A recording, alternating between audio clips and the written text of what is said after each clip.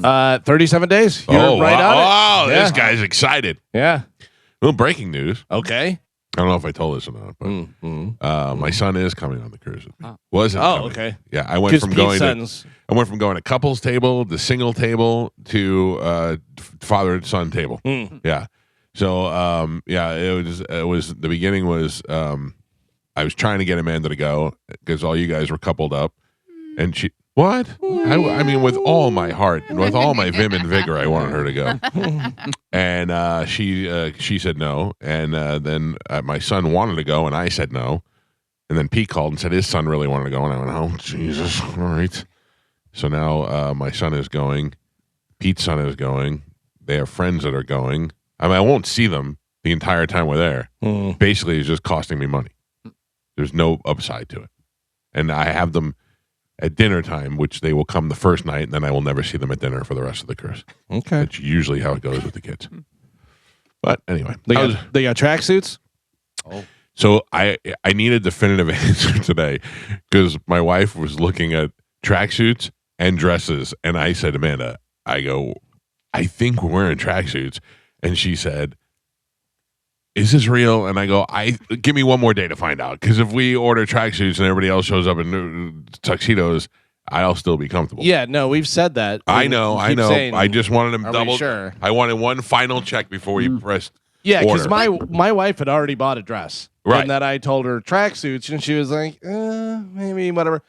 But it's interesting because her and I want to do different tracksuits. That's okay. No, I know it's okay, but I feel like everybody's going to be dressed. So. Matching would be better. But you know what? How about this? Does this work? Because it's going to be a little weird, whatever. I feel like if your family wears matching ones, my family wears matching ones, it's going to be like a breakdancing crew. Oh, could be. We're going to battle. Dance off. Could be. Yeah. We were discussing over the weekend, and Pete and Loretta are going. Right. Pete and I are going to wear the same tracksuit, and Loretta and Jenny are going to wear the same tracksuit. Pete and Loretta got invited to the wedding? Yeah. How did they get on the list? How did you get on the list? What do you mean they're on the list? I'm second to your father. What do you mean, how did I get on the list? Yeah, listen, Pete, first off, he was helping us out with something, and then we went a different direction. Right. But again. Oh, I got it. So now he's stuck. You got it. No, you know what's so funny is he said that too. He goes, tell Carmen if she wants to uninvite us. We uninvited. Not at all. And the thing is, because we're doing pizza and stuff, we can invite more people. Oh, let's open it up. Let's open it up. That's the whole point. Opening up the books. Yeah, because we're saving like $5,000 by doing pizza. Yeah. You know what I mean? And it's better than whatever else you're going to do. Right. Like any formal dinner, like everything else that we got priced for, again, it would have been delicious, but I don't think $5,000 delicious. Yeah. You know? The only one who's going to complain about the pizza in the whole place is going to be Juliana. Wow. Who loves pizza, by the way, but just also loves events. Like she didn't want to go to Monster Jam, and I went, I took you to Monster Jam, and you loved it last year. And she goes, yeah, because the year before they had great food. And I went, that's why you wanted to go to Monster Jam? And she goes, yeah, she is a fat kid in a skinny kid's body. Mm-hmm. Listen, you can Uber Eats her some food. No, she loves pizza. She'll just be surprised that there's pizza at a wedding. Oh, I got you. Yeah. How many weddings has I was going to say, that's true. Wedding aficionado? Yeah. She has been to a few weddings already, but yeah. I hung out with a very good friend of yours over the weekend. Mine? Yes. Oh, let me guess. Where were you? I was at Sticks and Cheap Trick. Oh, I know. Certain bald-headed perfect game pitcher. You better believe it. Yep, Yeah, David Wells was there. Yeah. Yeah, I saw he posted a picture backstage at Cheap Trick. Him and Rick and those guys are pretty good friends. Yeah. It's funny because he was talking about back there, and he goes, Tommy Shaw, he's like this tall. I go, yeah, he's a little dude, but I was thinking about it, like he can go wherever he wants. Yeah, right? Yeah. I mean, he's friends with a lot of those guys and stuff, but also, even if he didn't know anyone in the band, didn't know any of the management or anything, and they went back and they go, hey, David Wells from the Yankees, perfect game pitcher, wants to come in. Yeah. Come on back. That gets you through the door anywhere. That's like the guy who walked on the moon. You know what I mean? I wanted to go on the field for the Bucks game, and we talked about it on the air. And I was like, we have no friends over at the Bucks organization. they love our friends. They love Bert. They love, all these people. But when it comes to doing stuff for us, they couldn't care less. Right. I don't care. I mean, we don't have the broadcast rights to the Bucks, so they, we're not at the top of their list. Like the Lightning take care of us for everything. And also, I understand. I'm realistic about where I rank in the media as far as they're concerned. We can do nothing for them. We're not really helping them out. I mean, maybe with when they have charity events and stuff and they're trying to get the word out, but the organization itself owes nothing to me. You think you're Titus O'Neil? Come on. Exactly. Oh. So Tony calls me and he's like, you can't just call over there and get free. I go, no. I go, it doesn't work that way. He goes, I'll call over there. I go, Tony, you don't understand. And I'm like, you're going to embarrass yourself. You're going to embarrass me. Calling back a half hour later, he's like, all right, there's 2 passes waiting for you. I go, what? Yeah. He goes, there's a way to do it. And I got it done. And I'm like, okay, yeah, I guess. So now. Hear ye. But now you call and say, I have New York Yankee perfect game pitcher David Wells. They go, oh, yeah, okay. Yeah. Those are just a combination of words together that will open unlocks. many doors. Yeah, for sure. Imagine New York. We went to the MTV Awards one time, and we were in a long limo. It was before sprinters were a thing. And they stopped cutting. They were like, cut off. And we rolled down the window, or David rolled down his side of the window, and there was a cop there, and the cop goes, no more. Oh, man, David Wells. And it was like, he was still playing. Yeah. And it was like, it was not too long after the perfect game. And the guy goes, go cut through this way. And you hear the sergeant go, no more. And he goes, it's David Wells. He goes, move that car. That was great. We were walking out, and he said bye, and he held up. He had a poster and stuff, and I go, oh, did you get autographed? And he goes, yeah. And I go, good. You can start a little memorabilia collection, because I heard you don't have very much. Yeah, I would say he rivals the Hard Rock Cafe. Yeah. So what was that, Friday night? That was Friday night, and I got to tell you, review of the show. Yeah. First off, the sound, awesome. Always such a cool place. And, it was a little bit of rain, whatever. And we were debating. We're like, does the sound have a roof? Is there a roof over there? And I'm like, I don't know. Trying to think about it. And it does. Yeah, so it was here. totally fine. Cheap Trick, Robin Zander is so handsome and so good. He is great. It looks so cool. He was wearing like a black t-shirt with the sleeves rolled up, pants with stars all over him and stuff. His big, police chief hat with the big star on it and stuff. He's a rock star. Rick Nielsen needs to retire. Oh, no. Why? It's sad. Oh, he moves slow. He's 78 years old. Oh, wow. I saw one of your videos over the weekend, Yeah. and this is exactly what I thought. Because I saw like old man slow walk He's across like the stage. hunched over. He's shuffling. Is he still wailing on the guitar, though? No. Oh. Yeah. John Brennan was there, of course, and he did a solo. Not John. Rick did a solo that was so out of key, and then he went like this, looked at his hand, and shook his hand and stuff. Yeah. And John goes, I think he had the wrong guitar. Like, I think it was tuned different. Oh. Like, it was so bad Yeah. that could be the only excuse. Oof. I mean, it was crazy because the rest of them sounded great. Right. The rest of them sounded great, but that was really bad. I was like, oh, that's kind of sad. Still a great show. Styx, unbelievable. Yeah, really? Unbelievable how good they are. And Styx is old school. Styx isn't doing any enhanced vocals or anything. That's them all harmonizing, just crushing it. And that was the other thing, too. Cheap Trick. I'm like, maybe I don't know Cheap Trick as well as I do. Why? First 7 songs.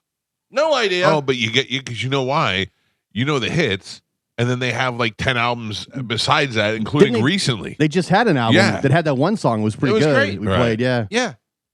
Play the hits. Yeah. They did like 3 hit songs. I know, but that's how you sell albums. No. Yeah. You know what Styx did? Everything you want. But that's what Styx doing right now. Yeah. All these bands at the end of their career just do. But Cheap Trick's playing out Yeah, all the but- time. Every time somebody comes to Clearwater, they're like, yeah, we'll try to sell some albums. Cheap Trick's last album was like 2020. Yeah. More importantly, what T-shirt did you wear to the show? Yeah. So you know what's so funny, Gio? You know what's so funny is no lie, and you can ask everybody that I was with at least 6 compliments from some people I Well, knew, let's some guess. people I Let's didn't know. guess. So It's okay, a band that Cheap Trick likes. it was Cheap Trick and Styx. I went like this. I did the Venn diagram, and There's I went. got to be a correlation between the two, and this is Okay. the connecting point. Yeah. So the Cheap Trick loves the Beatles, but I don't see you rocking a Beatles shirt. Mhm. It's Styx not and necessarily. Foreigner. I will tell you, it's not necessarily like a band that they love this and that, but it fits the genre. Like if you put Styx and Cheap Trick together, it fits right in that genre. Supertramp, No, good, right? could be good. I don't know. Yeah, I don't even know. One of my favorites. Foreigner. Foreigner. I wore Foreigner 4, and you don't know how many people were like, great shirt, man, great shirt. It was so funny. I mean, there was obviously a couple that knew the whole backstory of it and stuff, but yeah, it was funny. I met Rick Nielsen one time, and he was a real dick. Oh, And really? this was probably 20 years, more than that, 30 years ago. We were at a Yankees game. It was the Yankees and the Blue Jays, and Wells was pitching that night. And Wells was like, Rick Nielsen was at my house. You know, I didn't know he was going to be at the game, but he was at my house, and we were blah, blah, blah. And then we were standing there alone in a hallway, and I go, hey, Rick, nice to meet you. And he goes, hey. And I go, I do mornings at the rock station here. And he was like, nah. I go, I'm friends with Dave. And he said, well, I'm friends with Dave. I was just at his house. I go, I know. I'm like, why are you yelling at me? I'm like, just trying to make conversation with you. Rick Nielsen, who my wife, when she was younger, when she was like, Please tell me they had sex. No. Oh. Like, I'm talking like when she was like, 12 or something.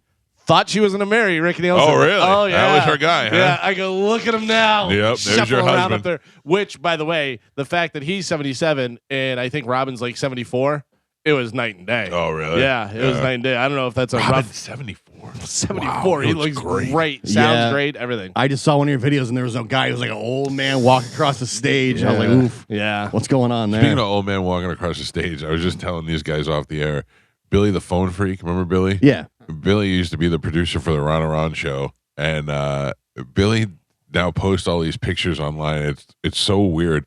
He goes to all these Comic Cons, like pays to take pictures or gets a media pass, or whatever, with all these like washed up celebrities, and then post them online. And it was great catching up with these, but like you're hanging out with them. Yeah. And then the best is he put up a picture of Mick Foley, and he's like, we're talking to Mick Foley about his days with the Ron and Ron show, and mathematically that doesn't even fit. Mathematically, Mick Foley would have been a kid and wouldn't have even been wrestling during the Ron and Ron age. He would have been in his 20s. Maybe. I don't know. There was no Mankind. There was no, unless it was late in maybe the Ron and Could have been, Fez yeah. days, you know. I don't know. I just thought that was funny. What else? Catching up with my old friend. Yeah, catching up. Good times. Have you ever been to Giggle Waters? Yes. I have. I don't think I have, but I've been by. I know where it is. Yeah. And I know Drew talks about it every once in a while. It's a movie theater that serves alcohol, right? It's like a restaurant. A too, restaurant, yeah. and they show movies, but they serve food and stuff. It's in Clearwater. I hear Or nothing. Safety but- Harbor. Oh, Safety Harbor. Okay, I hear nothing. Well, you I mean, sure like, you've been there? yeah. It's like it's on the line, like right. It's like I love it. so. Everything is Ringo to me.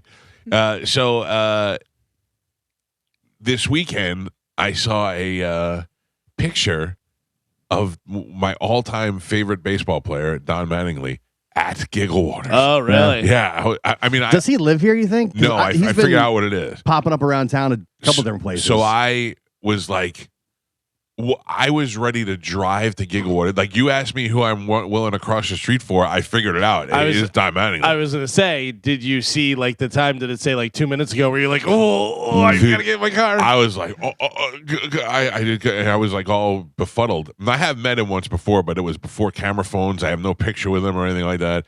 And I got all excited. And then I was like, what in the world would bring Don Mattingly to Giggle Waters? So at the bottom of the thing, it says AI questions. Why is Don Mattingly at Giggle Waters? So I clicked on it, and it looked, and it said there's no specific reason why. This is how good AI is. There's no specific reason or event of why Don Mattingly would be at Giggle Waters. However, due to his recent job as bench coach for the Philadelphia Phillies, who have spring training right by there, it's likely he was just there for a night out. I'm like, son of a bitch. Yeah. AI is so smart. It really is. Yeah, it's ridiculous. I learned a lot about the Middle East with AI this weekend. Yeah. I learned a lot about I don't know. Yeah, was that video that you put up? Was that AI? Like, I mean, the facts and stuff, but No, was that guy? Is that guy a real guy? It looked AI. Oh, Jesus. I don't even know. I think it's thought it was AI. real. I think that was AI for sure. Yeah. Well, it was just good information. By You the know way, what I mean? Very cartoonish. Yeah, by the way, speaking of Instagram, did somebody find a little meme generator or something? What are you putting up all these little sayings and stuff Yeah. for? Oh, no. I don't know. Sometimes I just get bored. It Yeah. And was they're all like very angry. it was like 6 in a row. I was like, Oh, no. I put up somebody two. stumble upon a new site that he likes. One I thought, no, I saw one that was funny and said, being gay is not a choice, not your choice or whatever. It's my choice and I make you gay or something. I just thought it was funny. So I put it up. And then the next day or a couple hours later, I guess I was bored. Yeah, there was a few of them. Yeah, I think you don't realize that when you string them all together over a couple hours, if somebody just goes through it, it's like It looks like you're just firing Oh, off. really? Yeah, Yeah, it was like, not. It was not that close in time. Yeah, it was like gay meme. I think you're an a-hole meme. Yeah. And Oh, wow. It was like I was going through something. then it was like Yeah. a Iran war meme, and yeah, it was a weird But sequence. you're looking at also 2 accounts. yeah. You know, so It was a weird sequence. well, that's what happens. I want to point something out. I'm not the only idiot in this town. Okay, I Thank you. agree Thank with you for that. backing me up. I agree with that. Sure. You're one of them. Not the only one. You expect a lot of pushback there. Saturday, March 7th at 3:30 p.m. Oh my god. Our band Pitbull Toddler is playing at the Strawberry Festival. Can everybody confirm that? March 7th, Saturday, 3:30. 3:30. According to this is new information. Okay, yeah, because I was under the I heard impression 3 that it was- p.m.. Yeah. I had been saying Saturday, March 8th. I had my days wrong. Oh. Saturday was right. My day was wrong. It was March 8th. You know how many people went to the show on Friday and sent me the picture of the graphic that they put up that said Pitbull Toddler, Saturday, March 6th. So it's not just us. Not just us. Either that or I've greatly confused them. I don't know what's going on. According to this, we are playing Saturday, March 6th at 3:30. According to their side. Well, then that's because I don't think you guys are ever playing there. I think you made this all no, up. I know. No, But I know. I'm just showing you what it looks like. This was on their digital board outside. so can we get a confirmation I will. on the I will have it all squared. First of all, day and time? I can tell you for sure Saturday is March 7th. Yes, and around 3 o'clock. And around the 3 o'clock time, we'll be playing. I don't think you guys are even going at all. Oh, we're going. We're going. For sure. We're gonna get there, and they're gonna be like, no, It was the 2027. 6th. Yeah. Oh, is this last Saturday? Yeah. Empty stage. Bad news, guys. Steven Tyler's back. Yeah, Oh, okay. Man. All right, we're Will good. Don Mattingly be there? He's more than invited. He can sit on the stage with us if he'd like to. So that is happening this weekend, Saturday for sure, at the Strawberry Festival. This Saturday. This Saturday. Are you I sure? can tell you something that's happening Friday. All I right. will be out at Riveters right on Dale Mabry in Tampa from 6 to 8 p.m. as we're doing the Calta Cruise 19 document party. Already? Yeah. Oh my god. I think that I will be at Riveters. Nice. My Come wife on by. and my daughter- Great food. My wife and my daughter are going out of town for a volleyball tournament. Yeah. So it's just me this weekend. Yeah. So I might come by Riveters. All right. I'll And be then there. go to dinner. All Very right. good food there. Yeah, I Yeah, hear you they have should great food there. Go to dinner there. I have that. Yeah, that too. I could do that too. They have nice neighbors too. That's what I'm saying. I like to go for the fish buffet next door. Oh, Jeez. I haven't been to a 2001 or a Mons Venus in years.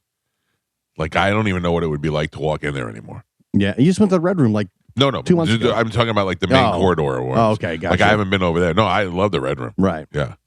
I thought you were trying to say you're not like strip No. club guy anymore. I'm saying the problem I have with Mons Venus is too small, and everybody's like too cramped, and there's Yes. weird dudes around there.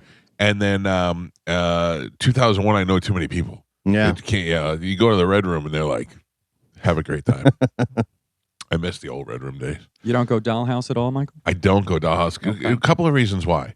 All right. Dollhouse is not nude, Right. and But they do serve booze. who cares? If I can Yeah. get booze at any bar in Tampa, I can get That's true. booze in a convenience store. I can't find naked girls in a convenience store. Yeah, sometimes But you don't want sure. booze and boobs? Well, they're pasties. I mean, you know. yeah. No, I don't want that. Look, if I'm going to a strip club, I want to see scars of war. Okay. I want to know that there's been some trouble in their lives. You know what I'm saying? Some high millage. Yeah.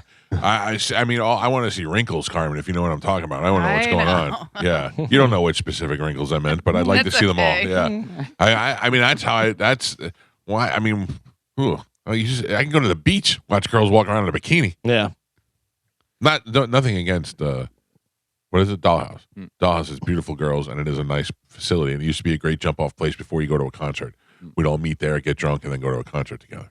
But anyway, oh, by the way, I didn't mention this. We're at war right now. Wait, Yeah. what? I know I've been talking about our weekend plans, but the president had different weekend plans. Yeah. And we have attacked Iran, and now They say everybody's this is fighting. not war. This is World War III, buddy. That's what they said over the weekend. This is not war. Don't get it mixed up. This was a calculated attack. Operation Epic Fury. We're not at What war. is the difference between a calculated attack and war? They're saying, I assume, because we didn't declare war on a country, it's different than this. Oh, so legally, Yeah, it's not so war.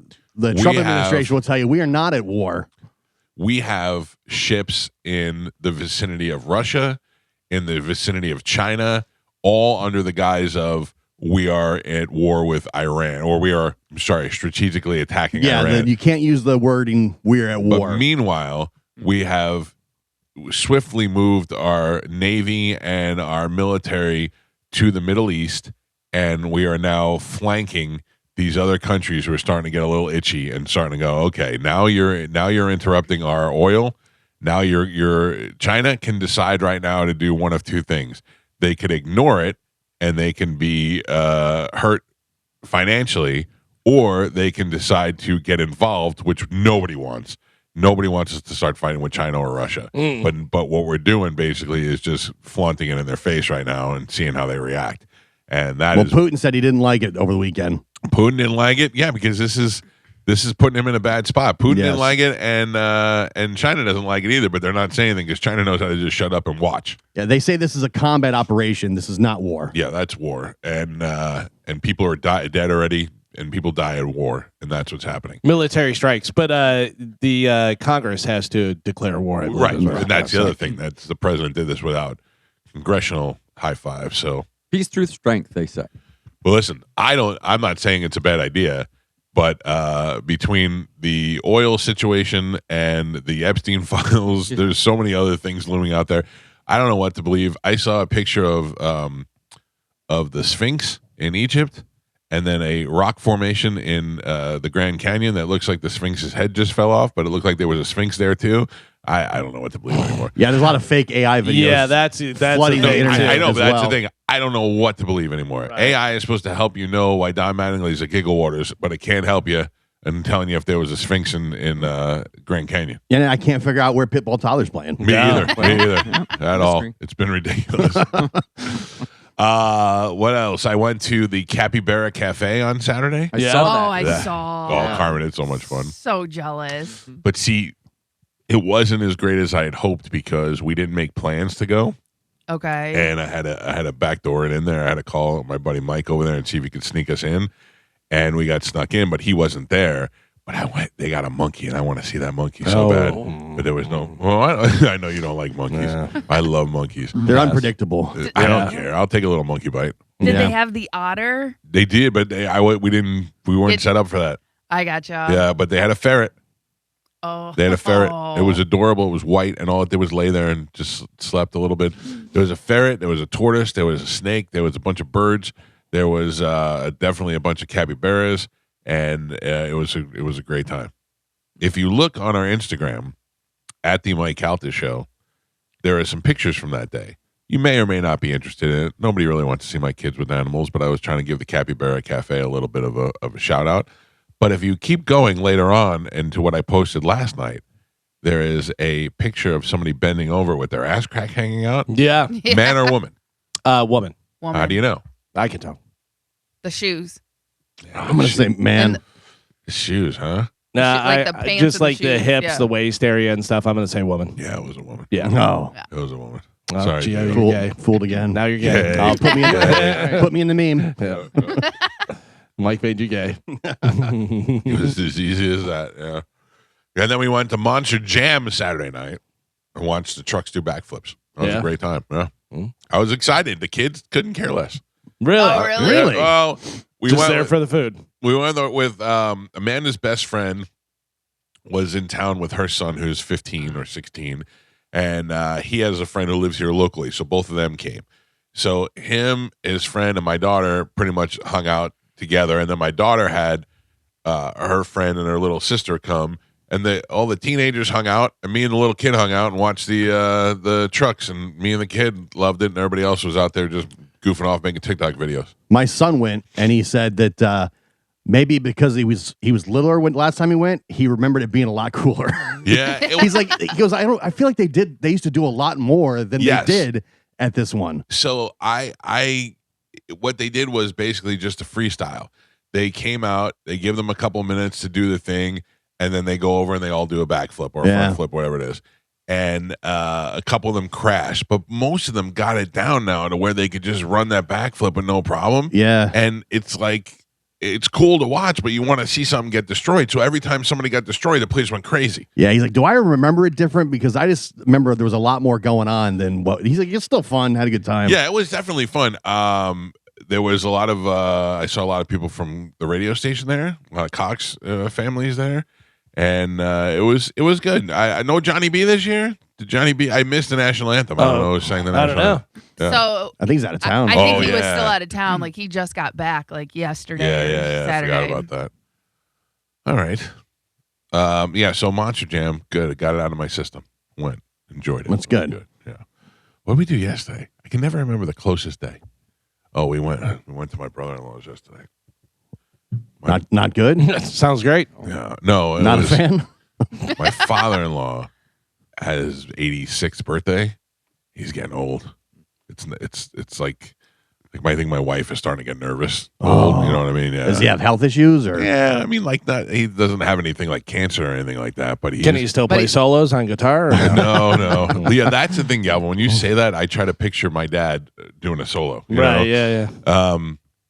Yeah, I don't know. It's just, although my dad moves around, my dad, especially compared to my father-in-law, moves like the wind. You know. But your dad is younger. Yeah, right? 10 years younger. Yeah, but my father-in-law, you could just tell he's rounding the corner. You know. Oh no! Well, he's 86 years old. I mean, Still, what more do you have? You don't want to put it out He's there. definitely lived longer than he's Oh, going to hey live. man, then my dad's better than your dad. Oh, I didn't say that. I didn't. exactly No, what you just said. I meant. I meant just moving. Punch out. You're like, my dad's getting around, moving. Your dad, oof. I want my dad to fight Medicine Man in the punch out. All right, let's move on. Let's take a break. When we come back from break, we got a new week and new things to give away. Carmen will tell you what those things are, and we will play Sporkle next. It's the Mike Calta Show. This is 102.5 The Bone.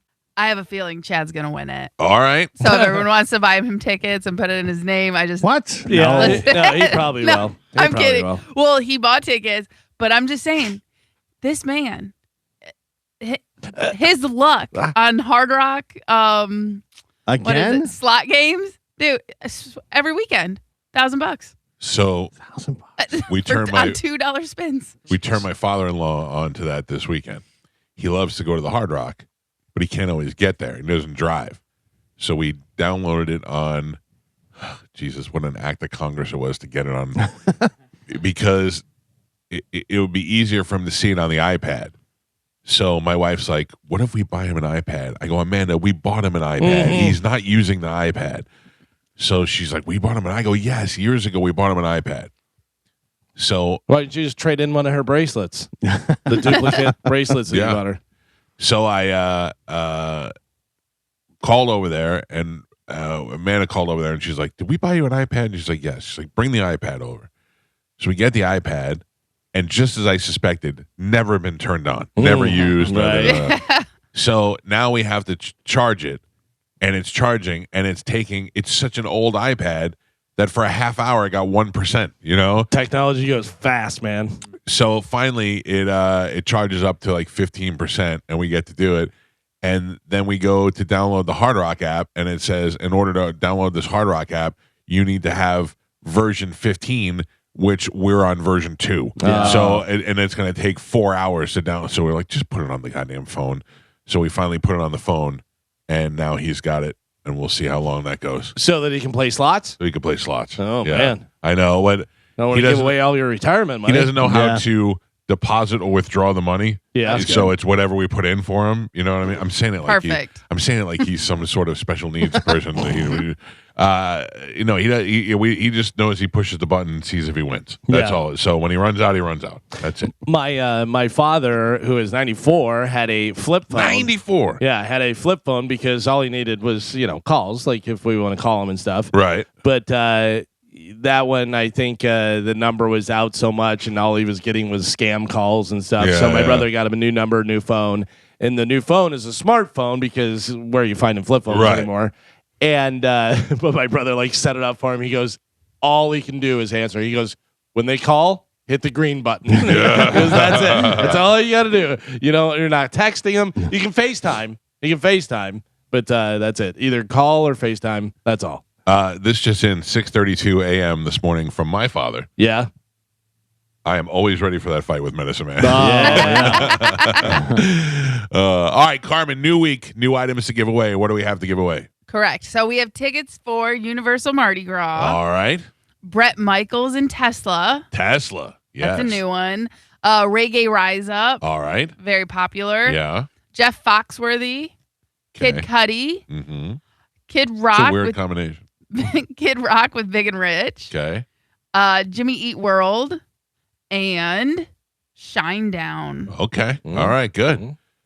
Oh, I thought I was like, didn't that guy die? That was 3 doors down. One of the downs. Yes. Wrong Yeah. down. Wrong down. All right. Let's give this. down. 3 doors Yeah, a down. lot of Shine downs. down. Let's give this stuff away with a little bit of Sporkle. Here we go. Where are we sitting, Gio? Who's got what? Who won last? Galvin has been on a tear for Tear. 2 weeks. He's won like 9 of the last 10. Wow. All right. Let's shake things up a little bit. What are we playing today, Carmen? Okay, today we're going to be playing older/newer song common word. Can you name the missing word from these pairs of songs? One is pre-1990. Oof. The other song is post-1990. All right. All right. But they share a song, okay? Or they share a Share a word. word. So your first one. Can't fight this. Feeling. I gotta, Mike. Invisible, my body. Galvin. Of rock and roll, break your. Blank of rock and roll, Heart. Mike. Material, Girl. holla back. Geo. With or you, Without. Well, I didn't know which word. Mike. Dreaming, girls, California. Mike. California. All the Watchtower, Hold on. Mike. Thank you for the Memories. Don't Stop the. Ah. Thank you for the Don't Stop the Music. Love. music, Mike. And Pap, Oof. we are halfway there. Gio and Galvin both have a single point on the board. Michael is your leader by 5. He's winning with 6. I got to turn it up. All right, older/newer common word in songs. Your next one, 867-5309 from the block. You all answered? No, I didn't. Okay. Say it again. 867. Oh, Jenny. I was like, if you don't get this. Yeah. Yeah. Galvin. I didn't know which word was missing. Teen of mine. Girl. Teen blank of mine. Dream. Angel. Angel. Mike Calta. For you in love. Crazy. Mike. The of the game. Say my. Name. Mike. Mike. All of a sudden, Forrest Gump's hosting. Mike got that one. Oh, say my name. Uh-huh. Mike. I like the way you say it. You're welcome. I always say it that way. Yeah, that's hot. Mike. I'm going to add that to the montage of the Yeah. show. Okay, your next one. Happy Days. we belong. Together. Galvin. To love.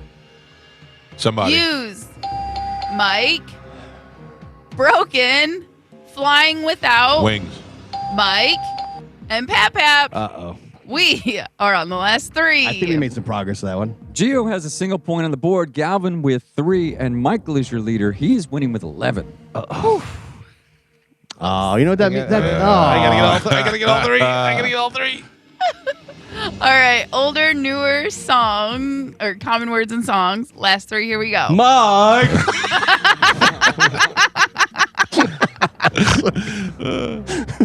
Damn it. Okay, last 3, here we go. Roses, planes. Blank roses, blank planes. Chocolate. Paper. Oh. Paper roses, paper So planes. not air roses? No. Okay. There's no air roses. A chocolate plane. Chocolate. No chocolate planes. My. Chocolate plane. That's all I heard. Okay. Shaq, bleeding. Love. Mike. And your last one. Shaq. And your last one. Heart of Glass. Digger. Oh. Gold. Mike. What was the last word you said? What'd you call me? What? Digger. Oh. Who got the last one right? Michael. Mike. Mark. Good job, Mark. Wow. Your final score. I can't wait till I have a rule. I'm making it that. Yeah. Yeah. Gio with a single point on the board. Galvin with 3, and Michael is your triumphant champion today. He won with 13. Wow. That was an ass kicking. Oh, we lost the good rule. I The know. fun one. I know. Sorry, even I'm not excited about it. Yeah. Yeah. Sorry. Way to go, Mike. Mike. That was very Forrest Gumpy, Carmen. Yeah. Listen, it's too early to be sexy. Me and Chad are like peas and carrots. Oh, man. Oh man, that was good. That was good. All right, Welcome. let me pick a winner. Good morning. Who's this? Tina. Hi, Tina. How are you? I'm good. How are you? You are the winner. I will put you on hold. Carmen will grab you during break, and you'll have your choice of prizes. Thank you for listening, Pumpkin. She's on line 5, Carmen. Got it. There you go. All right. Oh man, what do we have coming up in news, Galvin? Coming up in news today, we have Trash Time. Bomb, bomb, bomb, bomb, Bomb, bomb, Iran. Iran. Bomb, bomb. And Can I just tell you something? That is. smoking. Oh, I thought that was Carmen. I was like, is she leaking? She's losing her mind. Bomb, bomb, bomb, bomb on Iran is like from the 80s. Yeah. Z Morning Zoo. Wasn't it Iraq at one point, too? Whatever. Yeah. I just wanted to play it so bad today. I couldn't get it out of my head. It's been. But did you see the one I posted over the weekend of Trump, the AI of him singing Yes. I ran so far away? Yeah. Oh, Yeah. my God. How do they make these things so quick and so good? It doesn't take much. Yeah. Oh, obviously. By the way, we can't even do it anymore because it's Iran now. It's not Oh, Iran. yeah. You know, Oh, you yeah. can't- They get just- mad, too, when you do that. Iran. When you Just- ask them, when like, you ever see that, like, you say you want to be peaceful, but yet you insist on mispronouncing the name of our country. We're like, Yeah. we don't know. We've heard Yeah, so many that's different that's things. what we heard all growing up. It's just like Gaddafi. They changed Gaddafi, that. yeah. Right? Remember they changed that. I think They it's spelled differently every right time you with see a it. G Yeah. and My whole life I said Kiev, and then they said, no, it's Kiev. Kyiv. right. Yeah, We 'cause found out. if you say it Chicken the other Kyiv. way, it's racist. And you're an If you idiot. say it the other way. Yeah. Oh. Yeah. Oh. I Iran. don't know. We don't know. Listen, how are we supposed to pronounce it? We don't even know whether you have a king or what you have. Yeah. You know what I mean? I don't know what's going on. And if he did, he's dead now anyway. So Oh, well, yeah. that's true. I did see a good meme, which I didn't repost because you guys jump all over me when I No, post no, no, memes. no, no, no. You Um, just got all of a sudden. It seemed like you got a meme generator or Meme something. happy. Yeah, I think I was a little bored. Yeah. It was a picture of the Iron Sheik, and it said, "If only he was still alive." I did see that over the Well, weekend. I sent you the thing from Naked Gun. Oh yeah, that was great. We were talking about it over the weekend, and I go, "Did you see how he died? It was brutal." And then it's Leslie Nielsen doing the Kicking him, yeah, punching him. Three Stooges style. I did laugh at the pink no fly zone. No fly Oh. suit. I have some pink info coming up in news. So can I just tell you what that was? I saw that picture of Pink where she looked like an old lady. Yeah. And I thought it would be funny if I sent it to you guys, and then I just put it in ChatGPT, and I said, hey, just put no fly zone in here, military. That came out great. All right, Galvin, as your news. We'll take a quick break. We'll dive right into that next. We'll give you a full hour of news, and then I don't know what else we have. We have 3 hours left to fill. It's the Mike Calta Show. This is 102.5 The Bone. And now, news with Galvin on the Mike Calta Show, sponsored by Badger Bob Services. What do we have in news today, Galvin?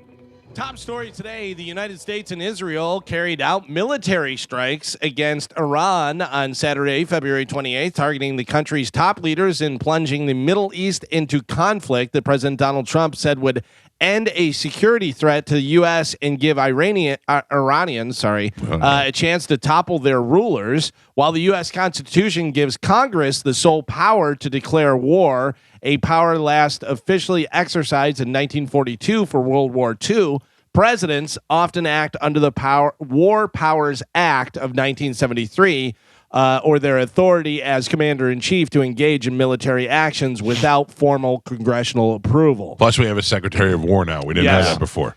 President Trump announced that 48 high-ranking officials were killed, including the Ayatollah. At least 3 American troops were lost, and another 5 were seriously wounded. Trump suggested yesterday that Operation Epic Fury could last about a month. Also, with the death of Supreme Leader Ayatollah Khomeini, Mike Calta gets 39 points. Oh, I didn't know how old he was. I didn't know how to figure that out. On the board, yes. 39 points for that. I'll take it. So what's the score, Carmen? What do we got going on? I can tell you right Galvin, now. you got it? Yeah, I can't get the website. I don't. I have to do it on my phone because, God forbid, I do it on my work computer. You know, that the show is on and everything. I have 0 points. Joe has 0 points. Carmen has 0 points. Ian has 0 points. Mike, you are now on the board with 39 points. Ahead of you is Tony with 65 points. I like and that. Just like a little bit ahead of Tony is Gio with 312 points. Who did you have already? He had You're first to go. James Vanderbeek, 127 points for James Vanderbeek. Brad Arnold from One of the Downs. Yeah. And From One of the Downs. 113 points. And then Eric Dane with 72 points, who Mike still doesn't have. Wow. Good job, Gio. It's amazing how I saw more video over them this weekend. I can honestly say I've never seen that guy before. Yeah. Yes, I know you have. Carmen, but I don't. Nothing about him is familiar to me. Like I know the other guy, the Patrick Dempsey. Right. Like I've seen him a bunch of times, and he was in those movies when we were kids, and Can't Buy Me Love and all that stuff. But that Eric Dane guy, I don't know him. Like if you said something else he was in, I have But no. that's the thing. He's one of those guys. Yeah. He's a very average actor. Yeah, you but know even what I those mean? guys, you're like, oh yeah, that's that guy. I don't get that feeling with him. He was in stuff because he was handsome. Yeah, well, Yes. he's Like handsome, yeah. nobody's going, oh, what a great actor. They go, he's handsome. Throw him in the movie, you know, put him in there as whatever. It's funny you bring up Patrick Dempsey. He has a new show where he is a like a contract killer, like a hitman. And but I think his brother has Alzheimer's and he's starting to get Alzheimer's. Oh. And I was like, oh, maybe something. It was terrible. I watched one episode. I was Well, like, that's that Knox movie. right. Yeah. I don't know whether they kind of ripped it off or whatever, but it's not called Knox. But then that was terrible. And then I watched it again. I showed my wife the trailer for, I think it's called Senior or something. It's Michael Chiklis. Michael Chiklis, who has to be 60. Right. I'm still eligible for college. Well, I never finished my senior year. And he goes, dude, when I first saw it, I was waiting for the rest of the guys from Please Don't Destroy to come out. Like I thought it was a SNL skit. It's a real movie. that I think has already been out. Right. Like I think it I've already heard came of it out. before. But like he goes back and he goes in the locker room and he's wearing a Walkman and they're like, "Hey, old man, what are you listening to?"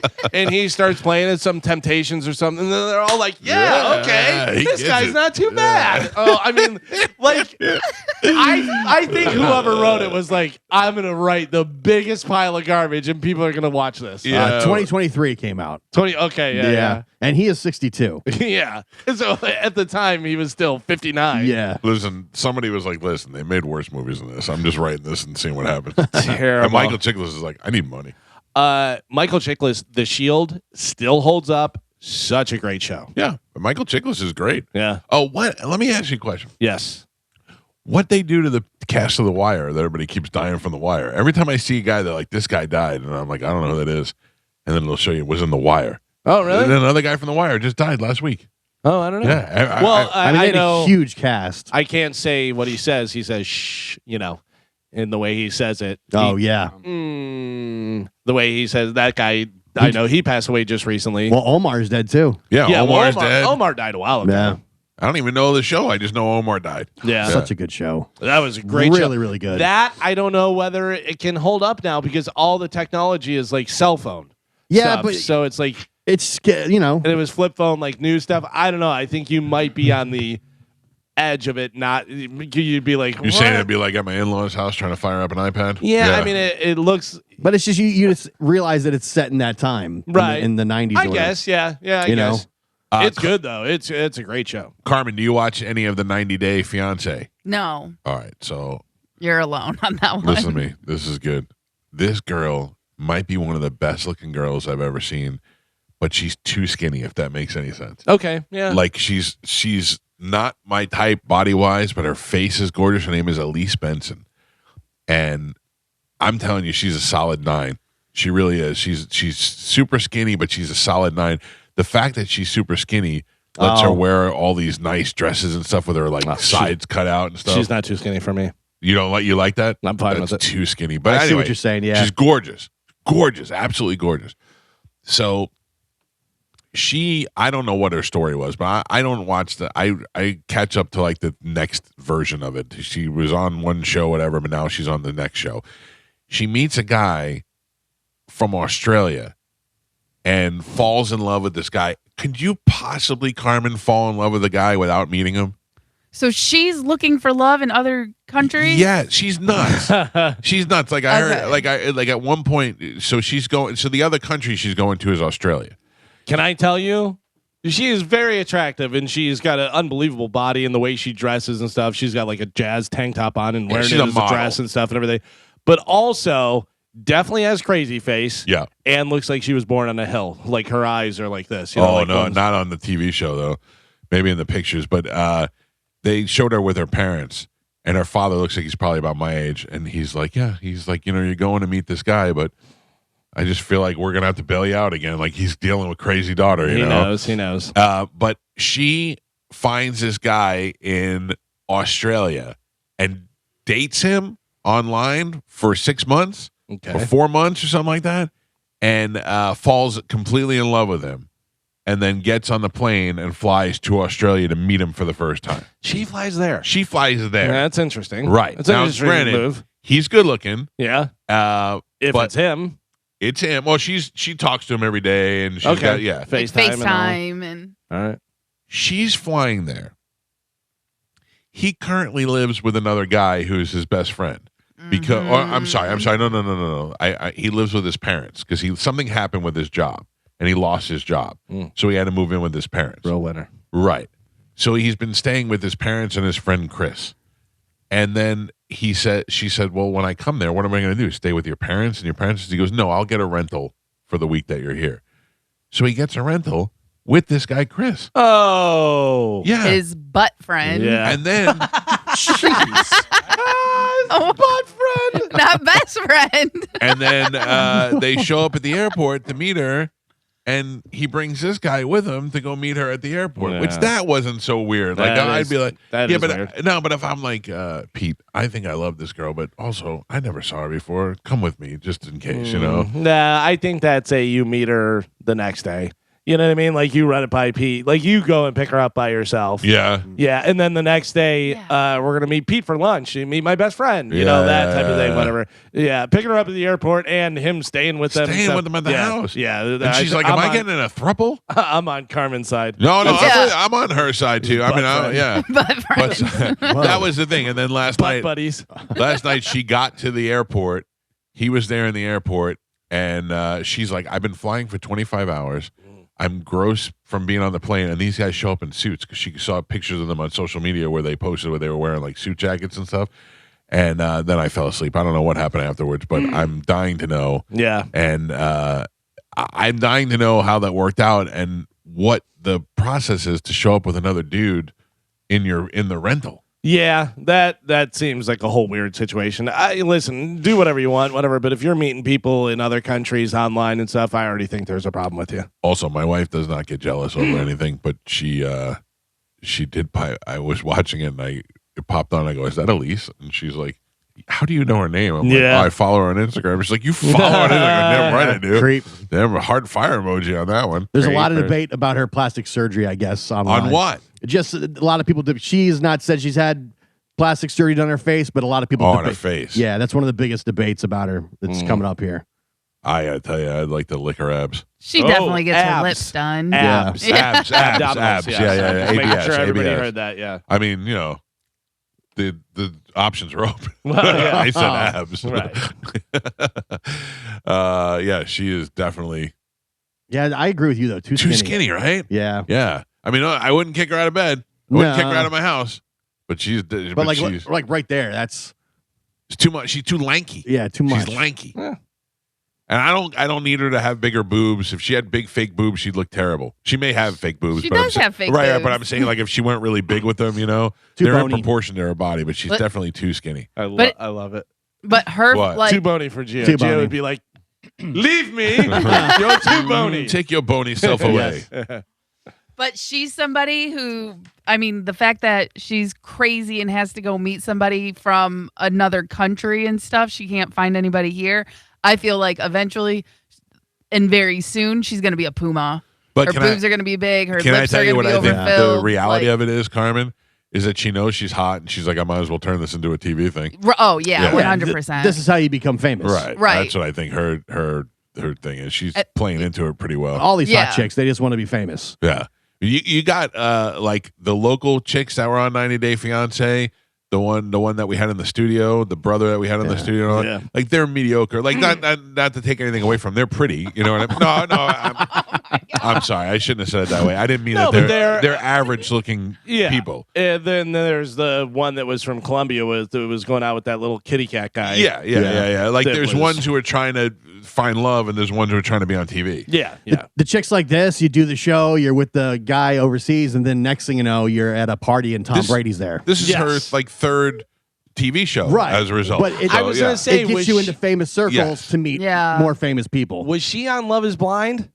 maybe. Because she looks familiar, and I think that's where I may Maybe know her I don't from. know. Yeah, I mean, I know that she's done other stuff, but I don't know Yeah. what it is. Interesting. Not a fan. Too skinny. According to a study by Wallet Hub, all 50 states were compared across 54 key indicators of immoral or illicit behavior to determine the most unethical state. What do you think some of the most unethical? The data range from violent crimes per capita to excessive drinking.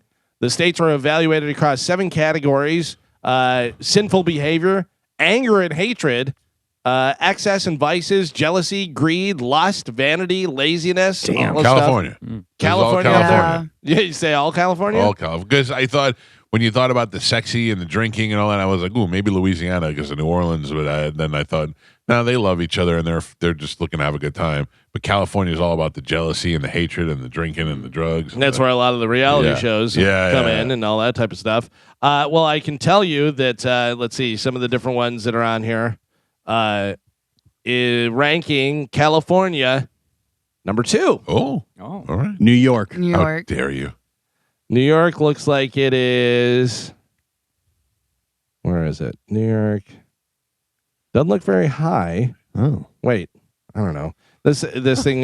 Well, I had it and then it jumped and totally changed. New York, sorry, number 10. All right. Kentucky. Kentucky. Nobody's mad in Kentucky. Oh, yeah. They're happy out What are they there. mad at? Doing, they Kentucky 31. Kentucky Yeah. low. They got great Kentucky chicken. low. So you got California as number 2.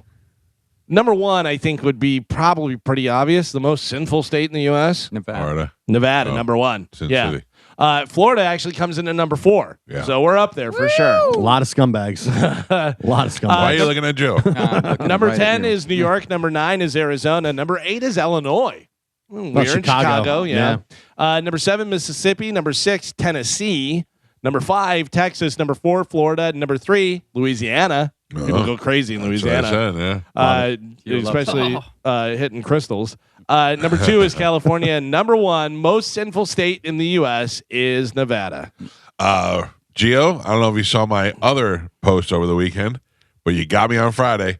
I went to Burger King. I Got did. the You get a chicken original sandwich? OG chicken sandwich. Sat there and ate it in a parking lot by myself. Yeah, Sad, the way you just should. chill- You That's the way have you no should. control. Yep. No, You're I off do the have control. rails. I made a positive decision. I'm going. That was completely in control. Nah, when you're eating fast food in your car, that's rock Alone. bottom. Yeah. I was driving, and Your wife calls and you're like, turn your phone I'm off not real doing quick. anything. Yeah. No, don't answer. I pulled out of a parking lot. I had not eaten, and I was like, "What do I want to eat? I want to eat," and I just went like this. Hey Google, search Burger King near me, and there was one 1.9 miles away, and I said, "Let's go do it." How great was it? OG chicken sandwich. I don't want to think about it because I want another one. That good? Yeah, it was Let's get them right delicious. now. Does Then it come with cheese? no, Do you like cheese No. on chicken? no, No. no. What? Mayo. do? It's what? Mayo, lettuce, and then that's it. That's it.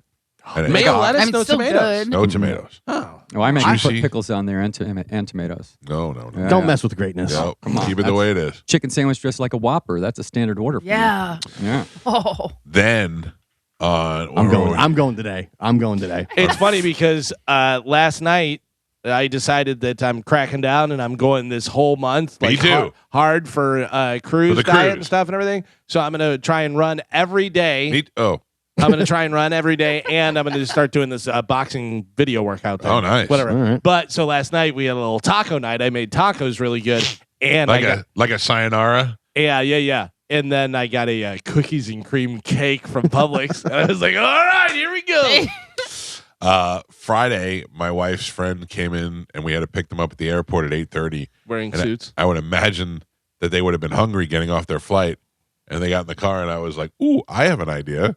Would anybody like mini hamburgers from Crystal's?" Yes. Yeah. You're and, locked in, man. Yeah. and they all said no. Oh, Guess where we went instead? some fresh kitchen or something. Wawa. Oh yeah. Well, Oh, it's good. Wow, that's good. I finally went inside a Wawa. Great did you stuff. get anything? I did not. Oh, I hadn't eaten. I wasn't that hungry, but I went to unless we went to I Crystal's. wasn't that hungry, but I could have killed I some would've killed crystals. some crystals. Yeah, crystals anytime. The kid that I was with got quesadillas that looked delicious. Yeah. Mhm. My daughter got ice cream, but I didn't know. So I go, "Do you guys have ice cream?" And she goes, "Like soft serve?" I go, "Yeah." She goes, "Over there." I go, "Great."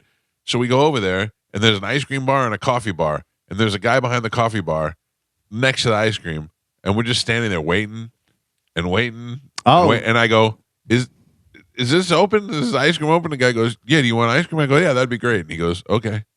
And I go, "I'm not sure what's going on. This is my first time here." He's like, "Oh, you have to go order over there." I didn't know that. Yeah, I thought you yeah. ordered from the thing. So you had to order Kiosk. from the machine. Yeah. Can I tell you, I was in Clearwater yesterday and I passed a restaurant that I've never seen before, and I really wanted to go, but was it what- a new chicken restaurant? no, Oh.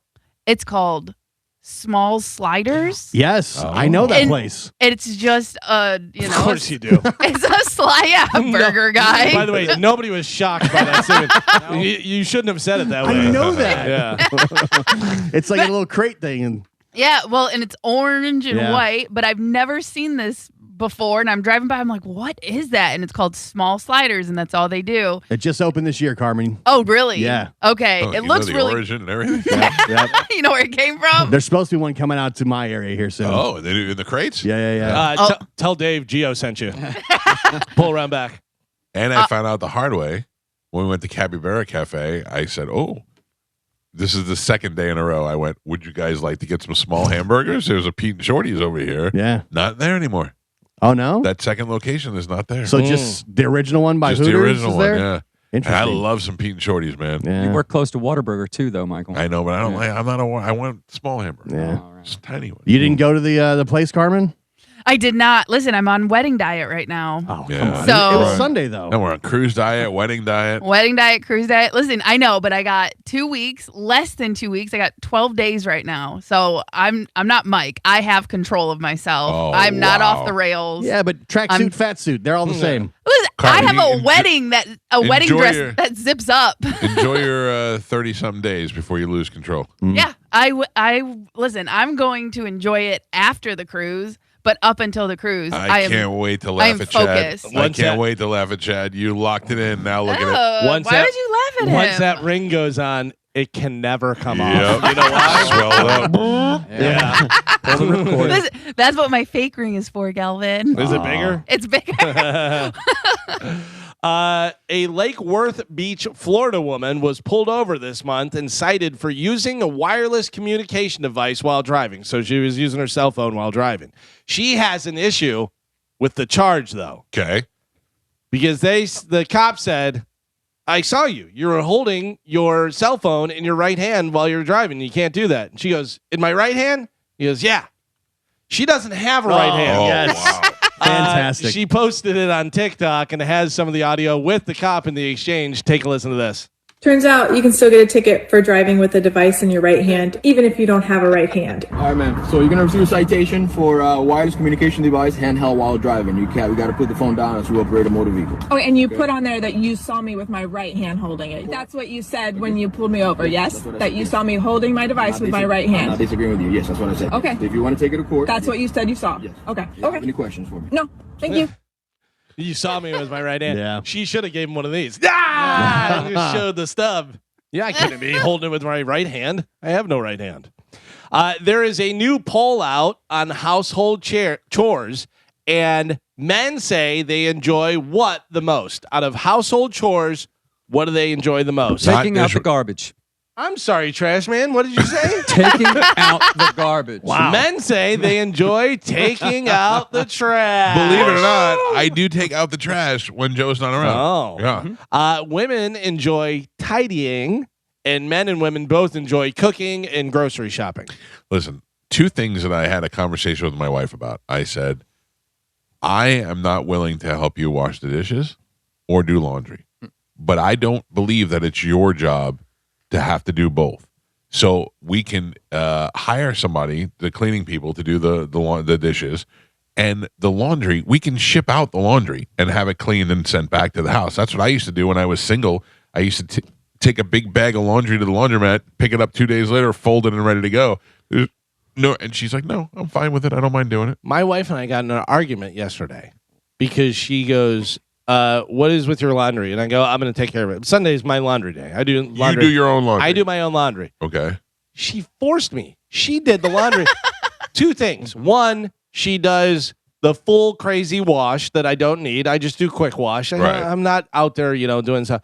And then she never puts the stuff in the proper spot. I go, I will do it. And she goes, I'll do it. I go, I want to do it. I go, how are you arguing with me that I want to? I go, Do you know how your many own laundry, husbands yeah. don't do their own laundry? Plus, she loves champagne room with the laundry detergent. She pours so much. I mean, she goes through those big champagne room. It's unbelievable. She goes through those big tubs of laundry detergent like every other day. I'm like, this is ridiculous. Listen, I don't like doing laundry. I know how to do it. Every once in a while I'll throw a load in, but then my wife gets mad at me. She's like, "You can't throw a load in and then just let it sit there in the washing machine." You Because you're can't. doing it wrong. No, I know, but I'm not doing it wrong. It smells No, I mean, that's what mildewy. they- I know, but I don't Yeah. leave it in there for 5 days. I leave it in there for until tomorrow. Yeah, you No, keep on that's- saying that your stuff stinks. I Yeah. know. Listen, That's, You want? It's true.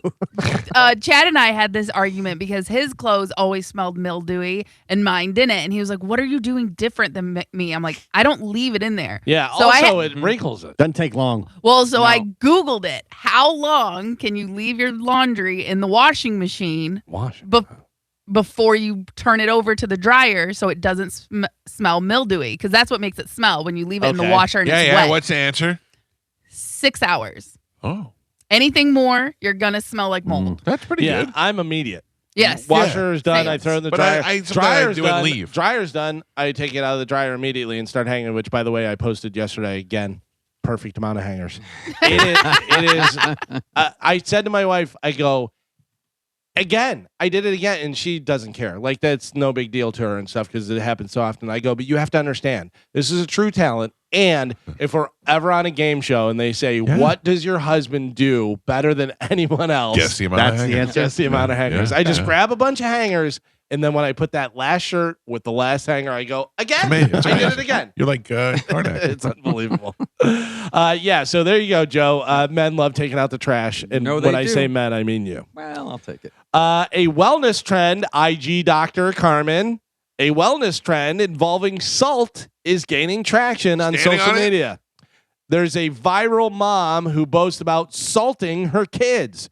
What she did was she covered the entire indoor playroom with salt, wall-to-wall salt, like a gigantic sandbox, so that the kids can walk on it and get all salted. And is it working? Is it doing anything? She did it. Doesn't mean it's working. I bet those kids eventually are going to taste delicious. Oh, man. No. Nice brine. Yeah. Brian and the kids. Yeah. Hey, somebody just texted me and said Elisa's parents were concerned because the last guy swindled her for $100,000. How? And now she's flying to Australia to meet a guy who lives with another guy and has no job. Here's my question: I feel like I could get hurt. How do these dumb people have enough money where somebody could take $100,000 from? Because they do stupid TV shows. Yeah. And they get paid $100,000. I bet she's got TV shows too. But not even people on TV shows. I'm talking about just the average Because person. they max out credit cards. That's sending Post Malone. They max 50 out grand. credit cards. Yeah. They take it out of their credit card. I guess. Unbelievable. Mike Calta. Yes. Have you heard of the term alpine divorce? No, but I like it. Alpine divorce is take them up to the Alps, into the Alpine mountains. No, not necessarily. It's not necessarily. So the internet. Can I guess? Sure. Yeah. You don't get divorced, but you move. One of you moves to the mountains. No. Oh, I'd like that. I'm going to say you get divorced, but you still live together. No. Alpine divorce. It's when couples go out into nature on like a little date. Right. Hiking, camping, bike ride, and then one abandons the other out there to fend for themselves and never to be seen again. I mean, it's safer than pushing her off a mountain because you don't have any. I think this is more like people that are dating, not an actual divorce. Which, by the way, it doesn't count in a court of law. Right. But like if you're dating somebody, so basically ghosting them. We went hiking, but you ghost them out in the woods. We went hiking and then they were gone. Some lady said she had it happen to her with a guy and had to have another guy that was out there tell her how to get back. I think that's great. And she goes, and then I got back to my house. I blocked the guy's number. We never talked again. Well, that's on her. She blocked him. Listen, I'm all for mountain divorces, but you know what I mean. Different kind. Yeah. I know. Which I have to tell you, as time goes on, I'm starting to like my wife more and more. Oh, wow. I less want to Might kill keep her. Yeah. I less want to push her off a mountain. Yeah. She's been delightful lately. Very nice. Just in case something happens to her, I want to clear that. He was just saying he liked her. Put it on record. Yeah, just get that I'll on mark record. it. I'll send it to you. Thank you very much. Yeah. So the Ayatollah is not the only person that died. Legendary singer-songwriter Neil Sedaka died on Friday. Neil Sedaka. Neil Sedaka. Neil Sedaka, not Neil Cicada. Neil Sedaka died on Friday. He was 86 years old. What is Neil Sedaka's biggest hit? No. Did he sing that song? Oh, I don't know if he's the original. I know that he did it. I don't see that at all. The Lion Sleeps Tonight? Yeah. That's the first song that comes up when you. Yeah, it was by Google it was by the Tokens. Was he in the Tokens? No, I'm putting Or it did in. he and write it? I'm putting it in like a greatest hits, and I don't see it in that. He was. He was a founding member of the Tokens. Okay, hold on. Yeah. This is the one that I know. Down, doobie-doo, down, down. Yeah, I think he probably was more of a songwriter. Yeah. But either way, made probably a bunch of money. And how old was he when he died? He was, what did I say, 89? Ah, good life. 86. Yeah, it's 86. Still good life. 86 and wrote all those songs, had all that money all these years. Yeah, but there's also a lot of that used to happen, especially back, 50s and stuff, where it would be a song and they'd be like, yeah, it's a good song. I'm going to do it. And then it's a famous person that does it and then it becomes a huge hit. Oh, yeah, and that's all they really wanted. Yeah. He was the original one. They're like, this fat-faced guy, he's a nobody. We'll give it to this hot chick or this dude. Say he's worth $100 million. Ooh. Yeah, it's all that publishing. Yeah, publishing. Yeah. Songwriting royalties being his number one source of income. Yeah, because I bet. Can you search Neil Sedaka's biggest it hit says that somebody else sang? Co-wrote over 500 songs. Yeah, so there you go. I watched a documentary. I forget what it was, but it was songwriters in Nashville, and it was these multimillionaires that you've never heard of. Never heard of. Yeah. Because They wrote the songs. They play and do whatever they play at bars or do something, this and that and everything. But they're not the famous one. They write songs for huge artists, and then the artists take it, and it becomes huge, and they have writing credits, or whatever publishing stuff, whatever. So they multi-millionaire, never heard of them. That would be my dream. My dream would be that I live in the mountains in a cabin, a nice big mansion cabin, not a little one-room cabin. In the mountains in a cabin in the snowy mountains, and that I do all my work from home. Like I either write songs for somebody else or I do voiceover stuff or something. I never have to leave the house. Yeah. That would be the greatest. Says he wrote songs for Elvis, Sinatra. Yeah, I knew he wrote songs for Elvis. I didn't know what it was. It says his biggest song is Breaking Up Is Hard to Do. That's the one I played. Yeah. That's because he did that twice. He did the fast one in the 60s or the 50s, and then he did a slow one in the 70s. Says Sinatra performed The Hungry Years, and Elvis recorded Solitaire, which were written by him. I got that here, too. Bad Blood was #1 hit for 3 weeks. Mike Olivero said he wrote Captain and Tennille songs, too. Oh, okay. Probably wrote some monkey songs. He was probably writing for everybody. Happy Birthday, Sweet 16, Oh Carol. Love Will Keep Us Together. Love will keep Yeah. us together. That was the Captain #1 for Captain Tennille. Yeah. The Captain and what you guys don't understand, or Joe knows, but Carmen doesn't know, and Gio doesn't know, was in the 70s, they gave anybody a TV show. And the Captain and Tennille. Carmen, do you know anything about the Captain and Tennille? No, I know it's referenced a lot in pop culture, like in other sitcoms and TV shows, but I have no idea what it means. The Tony Tennille was the girl, and the Captain was her husband, who I guess played keyboards or sang backup. By the way, he wore a captain's hat. It takes a nickname, Captain, when he already has a fantastic name. What is Do you his know name? what his real name is? No, I do not. Captain Daryl Dragon. Oh, I did know that, Daryl Yeah, Dragon. Yeah, Daryl yeah. Dragon. I don't know why it wasn't Dragon and Tennille. Yeah. Was he in fact a captain? No. Oh. I don't know where he got that from. Stolen valor. But he wore the hat. Look at Captain Crunch. Oh, that's true. And they did their songs together, and then they got a TV show in the 70s, like a variety show, the Captain and Tennille show. And I'll never forget they had a bit on it called the Bionic Watermelon. It was a watermelon that fell off the back of a truck and was destroyed. I remember And they put it back together and made it bionic, like the Bionic Man was. I mean, what stupid stuff we were watching. Awful. But Just awful. huge songs. Love Will Keep Us Together. Do That to Me One More Time. Muskrat Love. Mike Olivero just texted me again and said that Tennille lives in Lake Wales. I believe Mike Olivero might be banging Tennille. Yeah, could be. Maybe he's the new captain. Yeah. Oh, the gorilla and Tennille. Yeah. Wow. Just move over, Dragon. Here comes the gorilla. I like it. You know what she says whenever they make love? Mug. Do it one more time, Carmen. Mug. Now I have Galvin in me. Yeah, because now you sound like Alan Thicke doing it for Growing Pains. Maggie, bye. Mike. Mike. Carmen said my name sexy this morning, if you want to call it that. As fast as you can, tell me how many years has Prince been dead? 15. 10. 17. Carmen? 12. 10.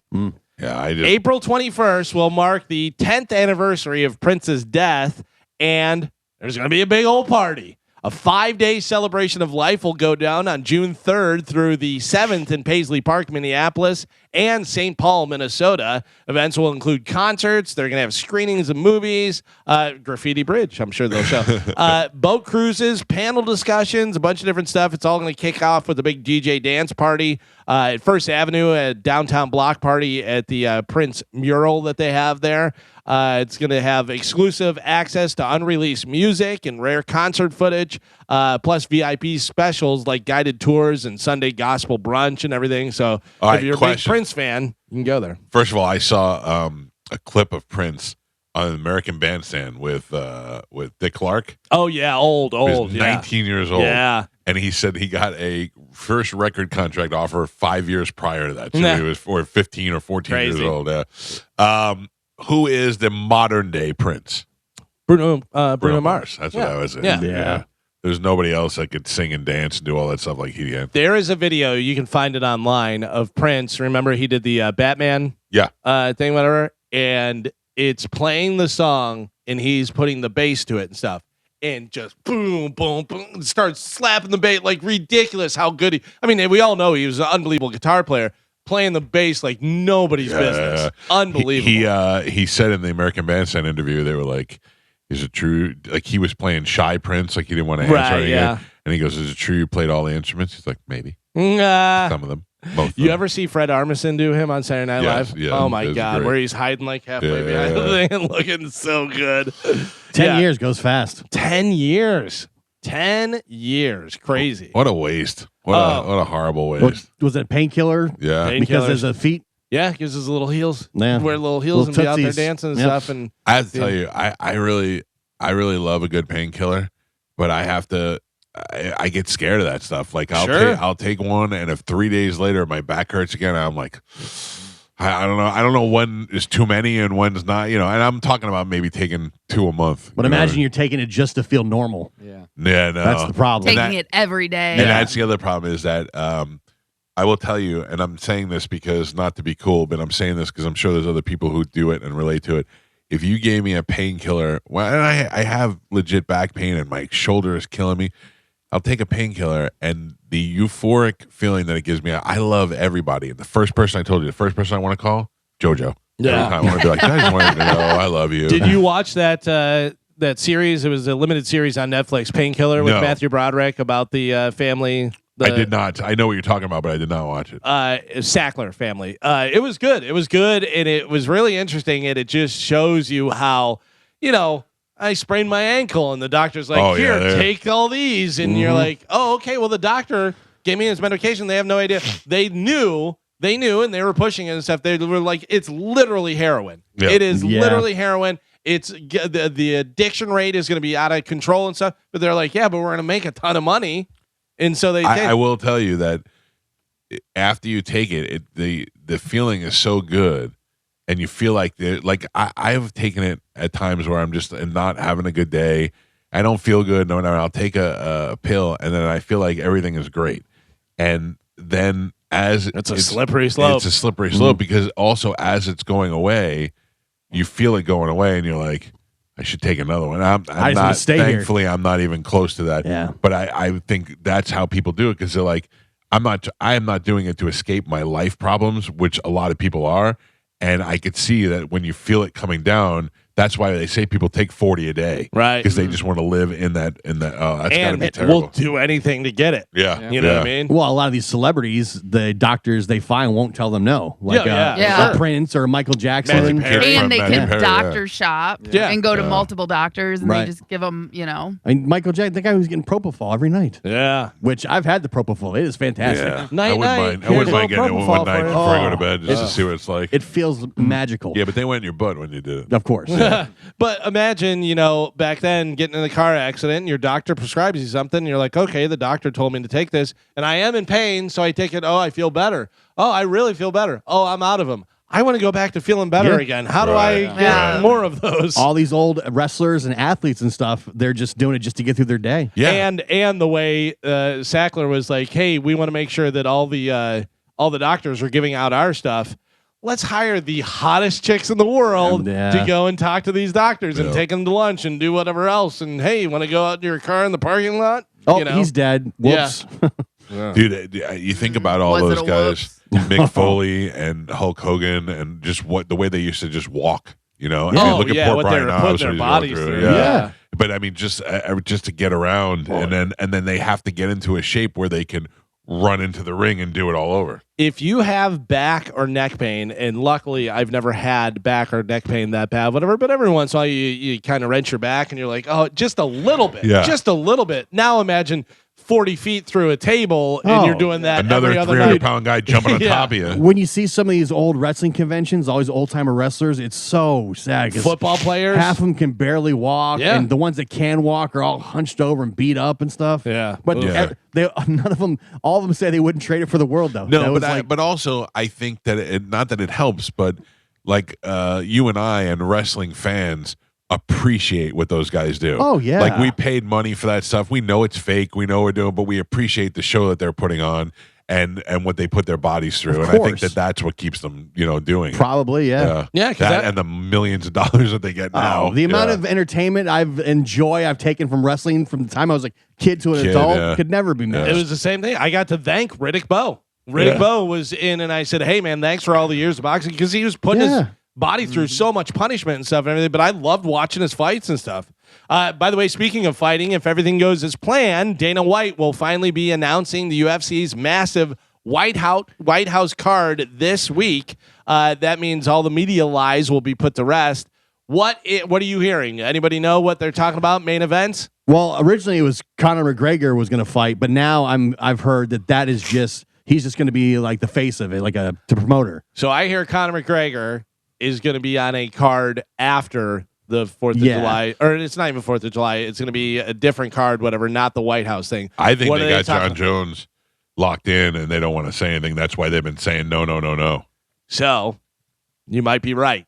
They're talking about, this is the one that I keep hearing, and obviously we'll find out this week whether it's true or not. Alec Pereira called out John Jones. John Jones responded. John Jones wants to be on the card. Right. Dana said He's we not can't trust trustworthy him enough, yeah. to do it Yeah. and stuff and everything. But Pereira moving up to heavyweight and those two fighting at heavyweight. Well, that would be great. And John Jones said, "You don't want this." He goes, "I put a lot of you guys from your country." He goes, "I'd love to add you to the mix and put you in there, whatever, So I mean, But that'd be who's the interesting. champ?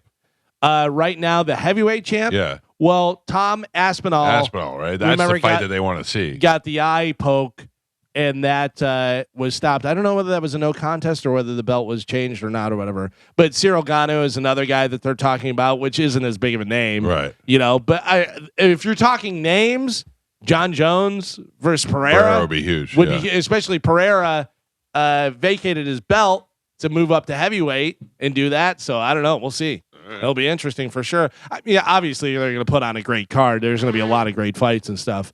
I've also I don't know why he didn't hold on to that Carano what's her face fight and Ronda use that. Rousey. Yeah, people. I mean, whether it's a good fight or not, people want to see that. because the whole thing, the way it went down, Dana said, "I'm going to get you paid more than you've ever been paid," and he wanted to do it. Right. But in the meantime, while Gina Carano was losing weight and they were trying to work things out and stuff, they did the deal with Paramount, so he wouldn't be able to pay her because it's no longer pay-per-view. Right. You didn't have that coming. Right. So you don't have all that money that she was going to get a big chunk of and stuff. So it completely changed the dynamics of how they could pay and do all that stuff. Gotcha. Okay. Which I have been watching some of the behind-the-scenes stuff with Ronda Rousey and Gina Carano.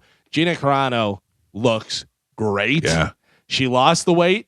And she's striking, and just it's funny to see because Ronda Rousey, obviously judo background, and all the arm bars and all that type of stuff.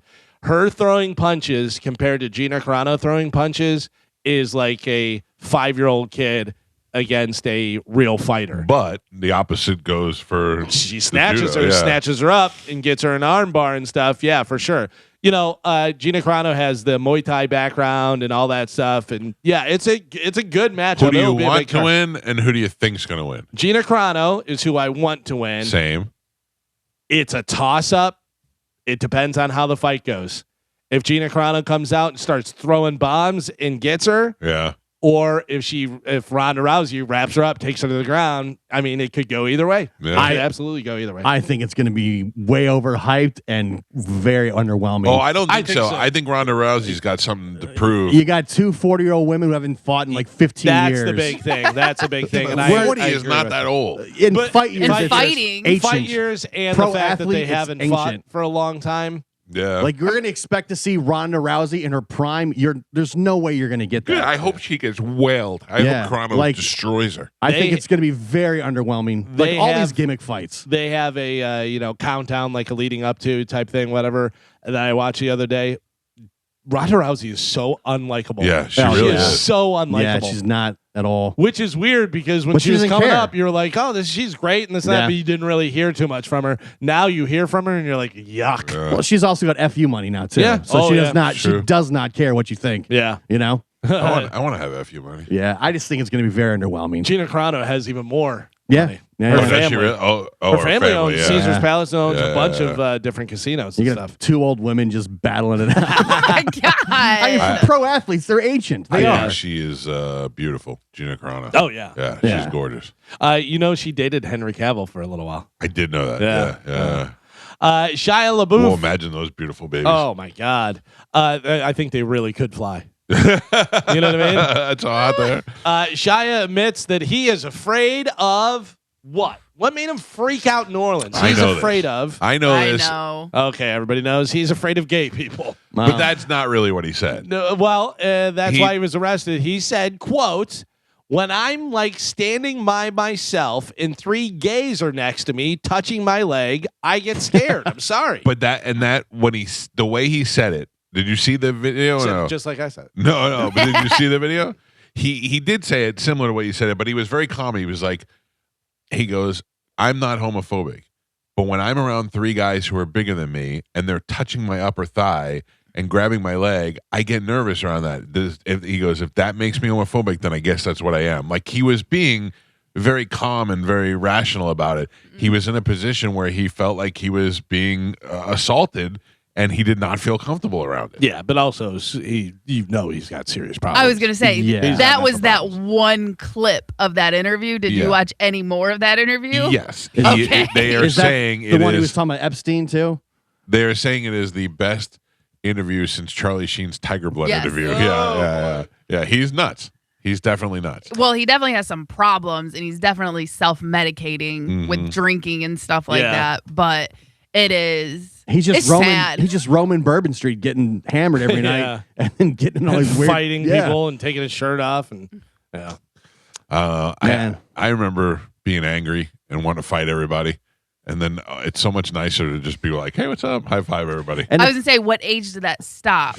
I don't think necessarily it was an age, Carmen. I think I had this mental thing that for some reason I was just around bad people all the time, and I just felt like everybody was against me, not necessarily just me, just against each other. Right. And then when you start hanging out with different people and you realize people are actually pretty cool, you know, they're nice and you get along. If you go into it with a different attitude, they treat you differently. And I think I just matured at a certain age, you know. I never really wanted to fight people. I mean, I would. I don't fight, really mean physically fight. Yeah, I did get into But you too many always felt fights. defensive. But I remember Yeah. going to. There were certain bars that you would go to, and you were like, it just feels like people are gonna fight Yeah, here. You know what I yeah. mean? Like, I never went. I was like, I gotta get out of here. Carmen, I will tell you, when I came to this radio station, I had been dicked over by so many salespeople that it took me like 5 years to trust the sales department. you know were what I mean? jaded. Yeah, like Frank. I remember one time Frank said something to me, and I was like, and I got all, and I thought I'm being an asshole, and Frank's actually being the nice guy. I'm the one who's the jerk off in this situation, and it just once you leave a bad situation, you realize that not everybody is bad. Right. So Yeah. uh, Somebody clone me. oh. This is weird. I read so much into this over the weekend that I'll tell you what, and I can we- still have no idea what's Can we going take on. a break and come back into this? Because yeah, I don't it's- want to get into late. If you haven't seen this, one of the biggest celebrities in the world is rumored to have been cloned. And there's a lot of evidence that says it might be true. We'll talk about it when we come back. It is the Mike Calta Show. This is 102.5 The Bone. I got a whole weekend alone this weekend. Do it. Yeah, I'm thinking about. I think I actually am going to do some fun stuff as opposed to saying I'm going to do fun stuff. What do you and do got? What's your top 3 things you got locked and loaded? Friday night, I'll be at Riveters Yes. on Dale Mabry next good. to 2001 to join Galvin as he hosts the document party. What time? What time? 6 to 8. 6 to 8. 6 to 8 out there. Yeah. Carmen, Yes. you don't have to do it right now, but can you get it ready? Can you get Fox News loaded up on the board to play live? They're going to have an update from the Pentagon here in a couple of seconds that they're alerted. They're inside the news Okay. conference room. So if you can just get it fired up and let me know when you're ready, and we'll put it on when they come on with an update. Gotcha. Yeah, so Friday night Riveters, Check. then something after Riveters. Not sure what yet. I'm open up to the Red Door. I don't know. I don't know what my Pete is doing this Friday. I don't know if he's in town or not. Last time Dr. D looks like he's in Puerto Rico, so I don't know if he's back or not. Oh, you're going next door. That's what you're doing. I'm not. I don't think I'm gonna go next. All right. you're All right. going- I don't know why I was against it, but maybe I will. You're going next door. Maybe I will, I don't know Gio. why you're trying to fight this. All right. Mike, I think I have it. Let me just hear a little bit of it, Carmen, just to see if we're on the right track. Okay. Or at least the aftermath. Here it is. That's the jet that's going down. We're told you. All right, I'll let you know when to go to it. The Pentagon is going to give us an update live, and we'll do that as it happens. Obviously, we're not going to sit and listen to a half hour of boring stuff, but if there's some, off the top facts, and we'll see what's going on. Will we hear from the Secretary of War? I don't think so. I mean, it would make sense, but I don't know. I don't know if it's going to be Rubio or if it's going to be the Secretary of War, the very handsome Pete Hegseth, who is portrayed by Colin Jost on Saturday Night Live. Yeah. Colin Jost is like, I don't want to do this. He's like, I just want to do update. Leave me alone. Yeah, so we'll give you that as it happens. But now back over to finished news. Oh, wait, hold on. They're coming out. Is it the actual president that's speaking? No. It's the Secretary of War. Yes. All right, let's put it on, Carmen. That's heck. Iran is promising payback as it works to select a new supreme leader. Right now, its military is leading the country. Meanwhile, President Trump says a U.S. military operation could take 4 or less weeks.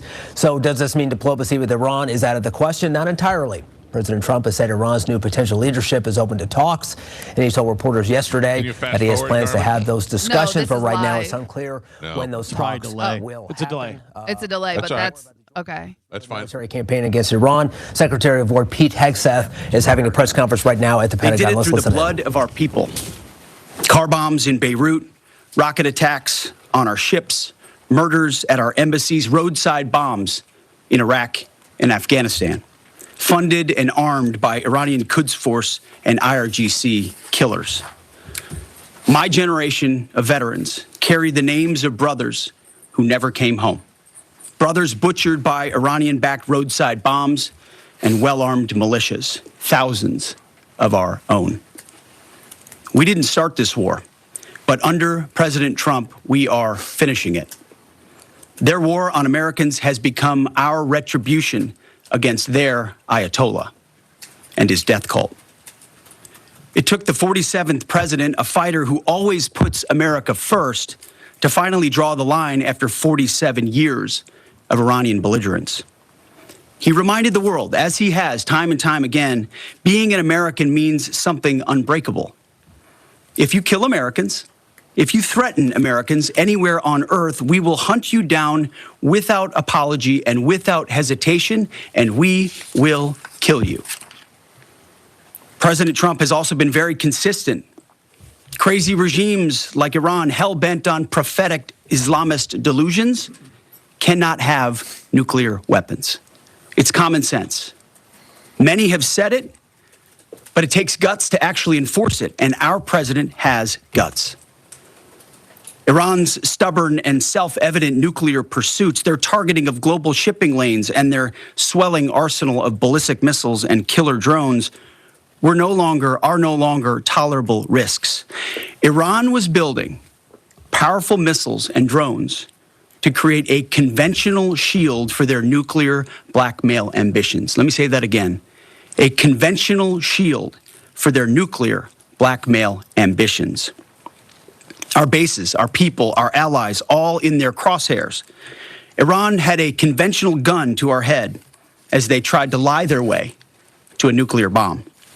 It almost worked under Obama and his terrible deal, but not under this president.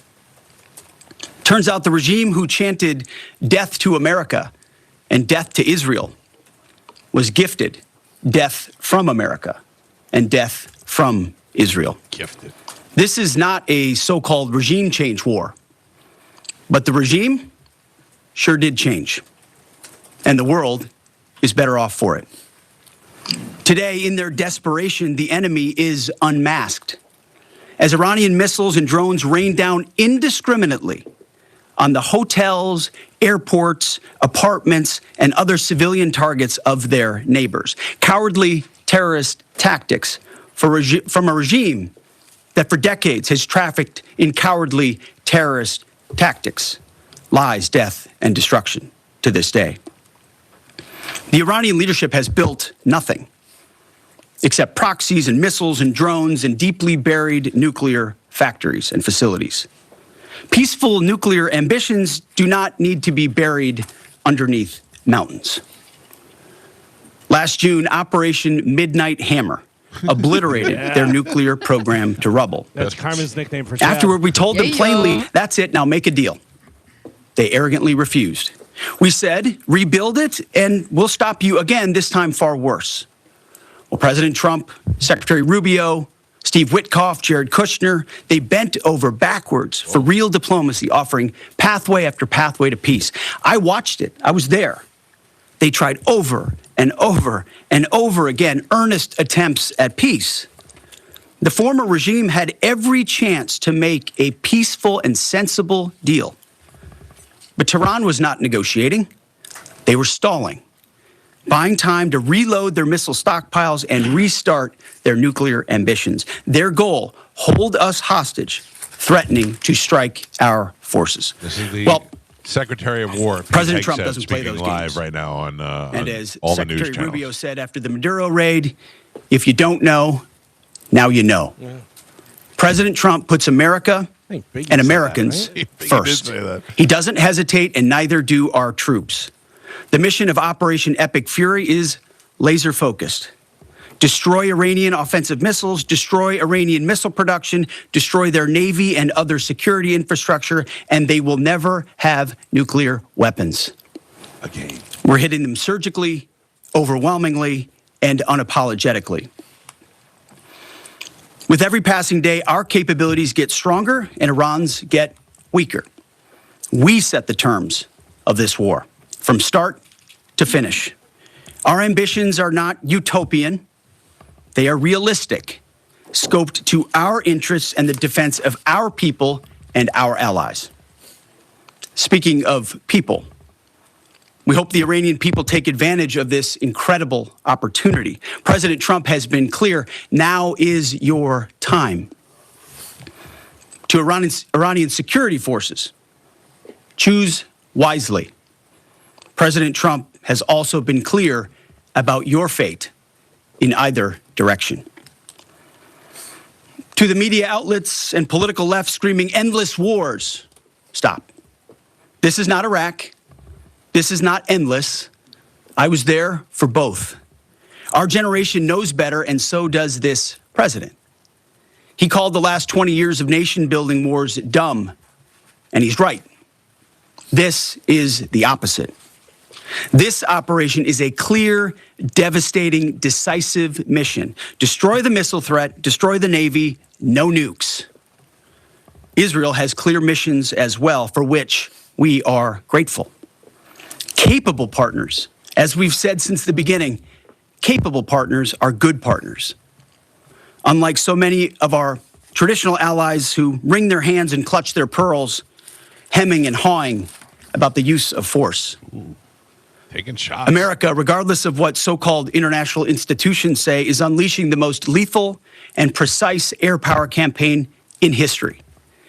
B-2s, fighters, drones, missiles, and of course, classified effects. All on our terms, with maximum authorities. No stupid rules of engagement, no nation-building quagmire, no democracy-building exercise, no politically correct wars. We fight to win, and we don't waste time or lives.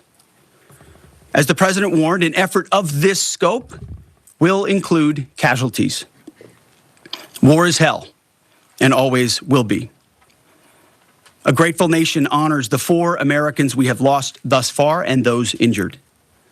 The absolute best of America. May we prosecute the remainder of this operation in a manner that honors them. No apologies, no hesitation, epic fury for them and the thousands of Americans before them, taken too soon by Iranian radicals. Before I turn it over to General Kane for the operational update, let me speak straight to you, the Joint Force, our warriors on the front lines. This is your moment. This is the generational turning point America has waited for since 1979, and since the rudderless wars of hubris, my generation, our generation, endured. Don't listen to the noise. Just stay focused. Our commander-in-chief is steady at the wheel. We face a determined enemy, but you are better. But we must prove it every single day. History doesn't care, If we're tired, if we're scared, or if the fight feels big, it demands warriors who rise anyway. Peace through strength, the warrior ethos, lethality, unity of purpose, those are not slogans. They're the beating heart of what it means to wear the uniform, that uniform. You think clearly under fire, you act decisively in chaos, you uphold the Constitution, and you uphold our country without hesitation. We are not defenders anymore.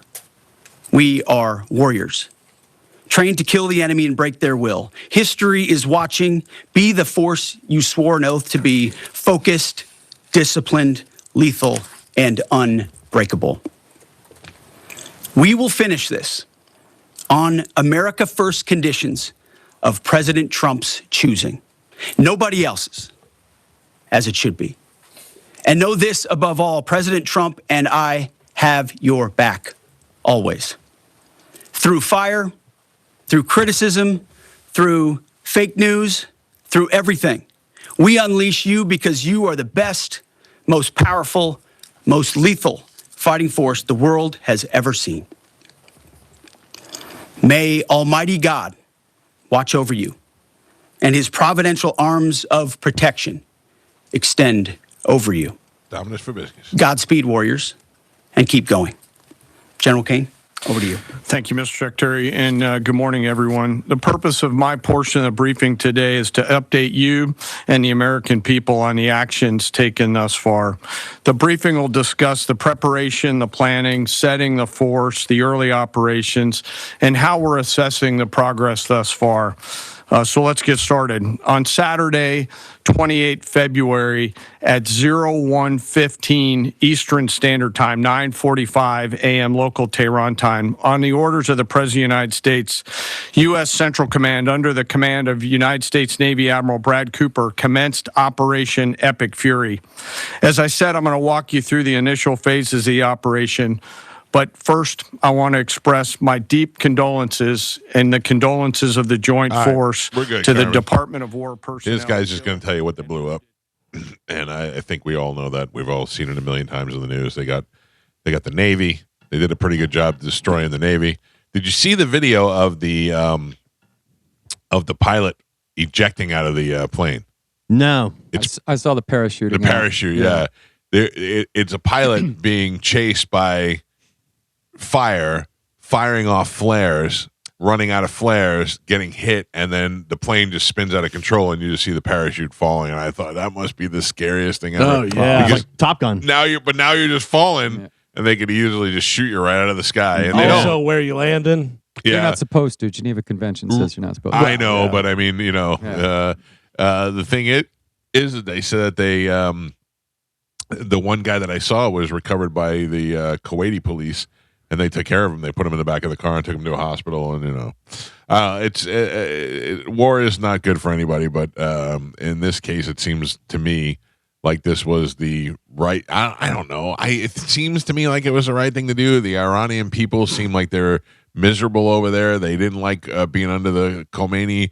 They didn't like the regime. The regime was shutting off the internet on the people. I just wonder what happens now. Like, where do you go from here with a regime change? That's the thing. Now they're going to put somebody in there. And how much money is it going to cost us? And how many lives? But, I mean, listen, compared to the amount of people that are dead on their side and the 4 people that are dead over here, that's a pretty good comparison. Tell it to the family of the person just lost their, Yeah, but I get it. But that's what they sign up for. I'm just saying, what happens? Where do we go from here? Is what I wonder. Once you rip the Band-Aid off, then what? You have Hamas. Hamas is funding all of these things and keeping the terrorism alive over there, and it's causing major problems for Israel. It's causing major problems for the Iranian people. If you can diffuse some of that now and get somebody in there that's willing to fight back, and somebody who vows to not try to create nuclear weapons, it's going to be a lot more peaceful than it has been. But I mean, look, it just seems to me, that taking them out is the easy part. It's what happens now is the difficult part. Sure, it's the same thing they went through with Afghanistan. Yeah, getting in there and blowing stuff up was great. Then you leave and you left it the same way it was before, and it goes right back to doing what it was. So we'll see what this. Like, this is this- president- We'll know 10 years from Yeah, now like- Right. what they were going after, what the real money was, Right. and everything else. Is this something that the next president has to deal with Are and you clean up? saying quite possibly that what we see can't be real? Blood on the streets. What about in Britain this weekend with a certain clone? Oh, So it was in Paris. Oh, Paris. I'm sorry. Yes. Yeah. Britain was Kelly Osbourne. Has someone cloned Jim Carrey? Jim Carrey is breaking the internet over his unrecognizable appearance, unusual sounding voice, an apparent eye color change at an award show in Paris, with many claiming that something seems very off about the actor. Can I ask you this though? Do any of you think that Jim Carrey looks so different? Yes. But So I I mean, just sent you pictures. but Whatever. do you think he looks more different than somebody who just did Botox and fillers in his face? No. The 60-year-old guy who got Botox? I feel like he has been out of the public eye for a while, and he had a bunch of filler. He was like, I'm doing this. They're giving me this award. I got to look good. And like Carmen said, they never go, oh, I should do this 3 months out. Right. Instead, they do it the week before, and then they're all smooth and weird looking. But he's also been very against plastic surgery, very like outspoken about people looking weird and saying he would never do it. And if he ever retires and is out of the public eye and comes back, it's not him. Carmen, can Like, I just he tell has you said something? I have this. said this a million times that I do not care about going bald, and I'm sure that I can go get my butthole eyes fixed at some eye doctor. I just don't care. You know what I mean? Right. But also tomorrow, if Dr. D was like, "Hey man, I can fix those butthole eyes in the weekend. You'll be fine on Monday," I'd be like, "All right, do it." You know what I mean? Like, Would there's- you? no, I mean Exactly, but it depends on. If I have talked to Dr. D, right? We were talking about it on the air and we talked about it. And he said, if I was going to do your eyes, I would send you to an eye specialist. Okay. Right. He said, you've got butthole eyes. And the only people that can take out the butthole eyes is the best eye guy that I know. And I said, yeah, not worth it to me. I don't care. And if he came to me one day and said, look, I went to this clinic this weekend and I know how to fix your eyes in a heartbeat. I could do it I'd be like, all right, maybe give it a shot. But that'd be it. You know what I mean? Like, also, if I went to the dermatologist with my wife and they said, we can give you a couple of Botox shots and that should even out I'd be like, all right, give it a shot. But I'm not looking to go get Botox. So there's chances that he could have changed his mind, or that he started dating somebody and he's feeling insecure. Or is this another thing? Because Jim Carrey, who played Andy Kaufman in the movie and was totally into the character, and Andy Kaufman had the character that he did, Tony Clifton, right, who both Andy and Bob Zmuda played, and you never knew who was playing him and stuff. There is a makeup artist who's saying, I am the one who was playing Jim Carrey. And that's what I sent you guys. You see the mask and stuff. Lexa Stone claimed on Instagram that he impersonated Jim Carrey at the 2026 Film Awards over in Paris. Shut up. Stone, known for his hyper-realistic celebrity transformations, posted photos of a prosthetic mask, teeth, and wig, suggesting that they were that he was the figure at the event, causing widespread online debate and skepticism. Which Jim Carrey may have said that would be hilarious if you go instead of me.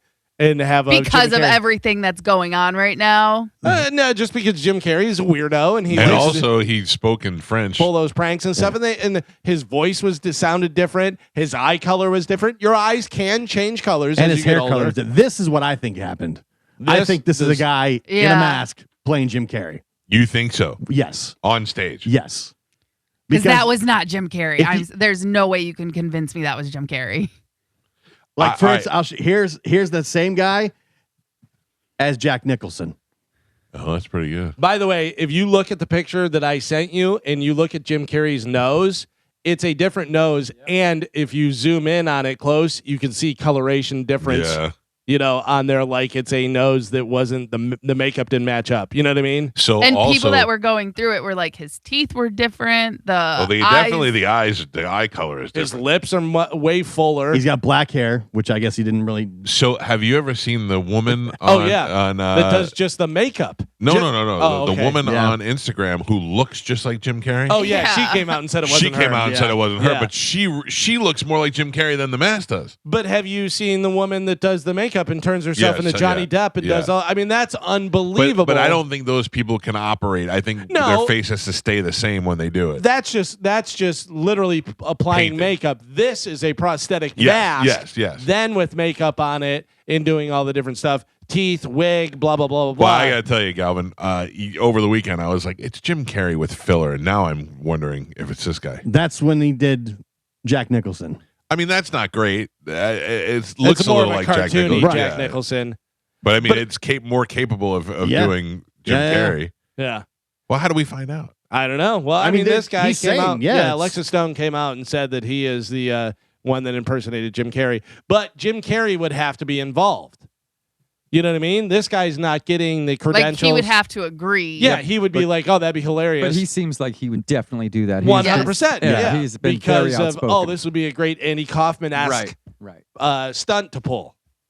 It's saying USA Today, did Alexis Stone really pose as Jim Carrey at the Caesar Awards? Yeah. Boy. That's what I think happened. The clone stuff, I don't believe any of that. Carmen, I don't know whether you can find, there's some audio of him talking, and it's very much like this. It's like a real relaxed voice where Jim Carrey's always like, "Yes, that's great, thank you." Boy, that Alexis Stone has had some plastic surgery, huh? Oh yeah. Holy cow. And look at how full his lips are and stuff, and then look at the picture of Jim Carrey, and you go, "Oh, those aren't Jim Carrey lips. Those are some weirdo makeup guy's lips." I don't know, but he definitely has the same color eyes. Wouldn't that make more sense? Yeah, 100%. Yeah. I would have just said Botox. Some of these masks are very convincing. Oh, it's unbelievable. Like even store-bought masks are unbelievable. Yeah. Now imagine a guy who does it for film and does it for everything being able to do it. It's real life Mission Impossible. Have you seen Alexis Stone as the chick from Devil Wears Prada? Meryl Streep? Meryl Streep. No. Oh, he looks just like her. Yeah. Holy cow. Oh, now we'll never know. Well, I need to know. He's saying it's him. Yeah. Well, I need Jim Carrey to come out and say it. That's what that you have to come down to. I want to see the two of them together, and I want Jim Carrey to say it. Yeah. And as the one dressed like Jim Carrey. What do you mean? Like in like full makeup and stuff. Right. Like Alexis Stone. Yes. Yeah. And kiss. Wait. Well, all right. That's weird. I keep getting ads, Galvin. I can't. I'm trying to get the audio. Don't worry about it. Speaking of guys kissing, Connor Story from Heated Rivalry, that hockey show. They're Yeah, I have not seen the show, but I know it's about two American hockey players who are gay. Yeah, they're rivals, and then they are like, my team's better than yours. Yours is better. Let's make up. He hosted Saturday Night Live this weekend and brought out members of the Olympic gold medal Did you see this? Men's and women's, hockey team. This. Huge ovation for them. Quinn and Jack Hughes came out, and Hillary Knight and Megan Keller from the women's team came out. Big giant ovation for them and stuff. But they did a good because they mocked the Trump thing and they brought the girls out, and then it was funny. And yeah, I like a little jabbing back and forth. It wasn't so bad. Did you see Jack Hughes on with Pat McAfee? No. He was on with Pat McAfee, and they were talking about all the different stuff. And then he goes, no pressure, probably about 25 million watching. He goes, but you were just in the Olympics and did all that stuff. You think you could hit this ball with the hockey stick through it? And it was a thing that was, I don't know how far away, 30 feet away or something like that. A hole that was about the size of a basketball. And the ball that he was using was about the size of a baseball. Right. And he goes, $100,000 to your charity of your choice and stuff. You think you could do it? He goes, absolutely. Oh, really? He goes, no pressure. And he goes, all right, well, hold on. He goes, you're going to do it. And just as easy as me throwing you this. Right. You know what I mean? Like, it was the easiest thing for this guy. You could give any of us in the room 100 shots, and I don't think we'd be able to do it. No, but what bothers me more, and from a jealousy factor, is how much money Pat McAfee could just throw out hundreds of thousands of dollars at will. $150,000 for their bar Party. tab. He's doing. I'm sure that he has sponsors that kick in and stuff, but he's doing very, very, very good well. for him, man. That's great because he, by all accounts, seems like a cool dude. Yeah, and like you want to see those guys do well. Yeah, for sure. So we've talked about Pink, and we've talked about how the FAA said she can no longer do the straps and too fat fly to fly, over too fat to the fly. audience and all that stuff. If she were to fall, she would be liable for so many deaths. So Pink is guest hosting the Kelly Clarkson show. I heard about this week. And there's rumors that she may permanently take over because Kelly is leaving. Guess what Pink is doing on the Kelly Clarkson show? Eating? she's coming out flying over the audience. Shut up. Oh, Take a look at the picture that I just sent no. you. this is great. This is not great. Yeah, she can fly. No. By You the guys way- are wrong. By the way, Pink looks great. Yeah. Pink Yeah. looks. It's a little thick. I mean, she's always thick though. Yeah. She's thick, but she's not fat. I feel Not like everyone I- wants the heroin chic. I Look. She's saw. no Elise Benson. I saw a video of her over the weekend, and I don't know when it's from. I think her last concert film that she did, so it could be 15 years ago and stuff. Right. But she's thick like that because she has like broader shoulders and everything.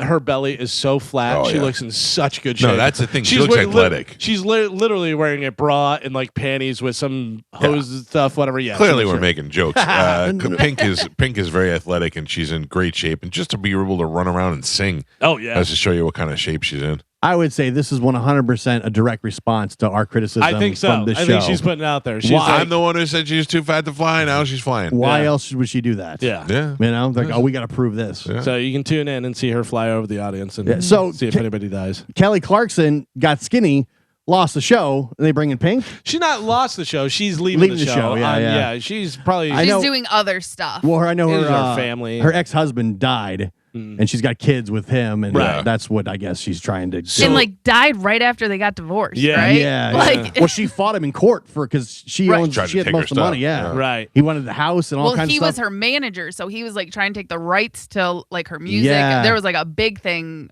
like You between think, them. you think Kelly Had him Clarkson killed. was like, Yeah. like, oh, okay, divorce. Yeah, you got that money. You'll Nope. never see a dime. Uh-huh. Yeah. I when I was a kid wanted to be a talk show host. Like I wanted to be David Letterman. Yeah. Yeah, I didn't really care. I liked Saturday Night Live, but I didn't really want to be on Saturday Night Live. I wanted to be on Letterman. That was my thing. I wanted to be and I was pretty sure I was going to do it. Take over for him. Take over for Letterman, and that didn't happen. And as I get older, I realize that those chances are very slim. And then I looked and see that the two winners from American Idol have their own talk shows. Like they've had no experience before.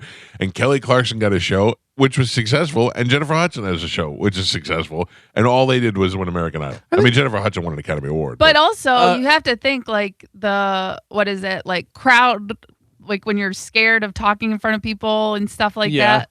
Like that, it's hard to do. That's hard to find people. So someone who's already in the entertainment industry. Oh, I mean, having a name and a following sure is a huge thing. By the way, also Jennifer Hudson did not win American Idol. Well, you know, I Didn't mean, no, but I mean, yeah. isn't that crazy? Yeah. How great she is, and she did not win. Yep. She didn't win, and she went on to win an Academy Award and get a talk show, and has been in movies, can still put out music. Yeah, but did not replace Letterman, so it's really not working out for her. Nope.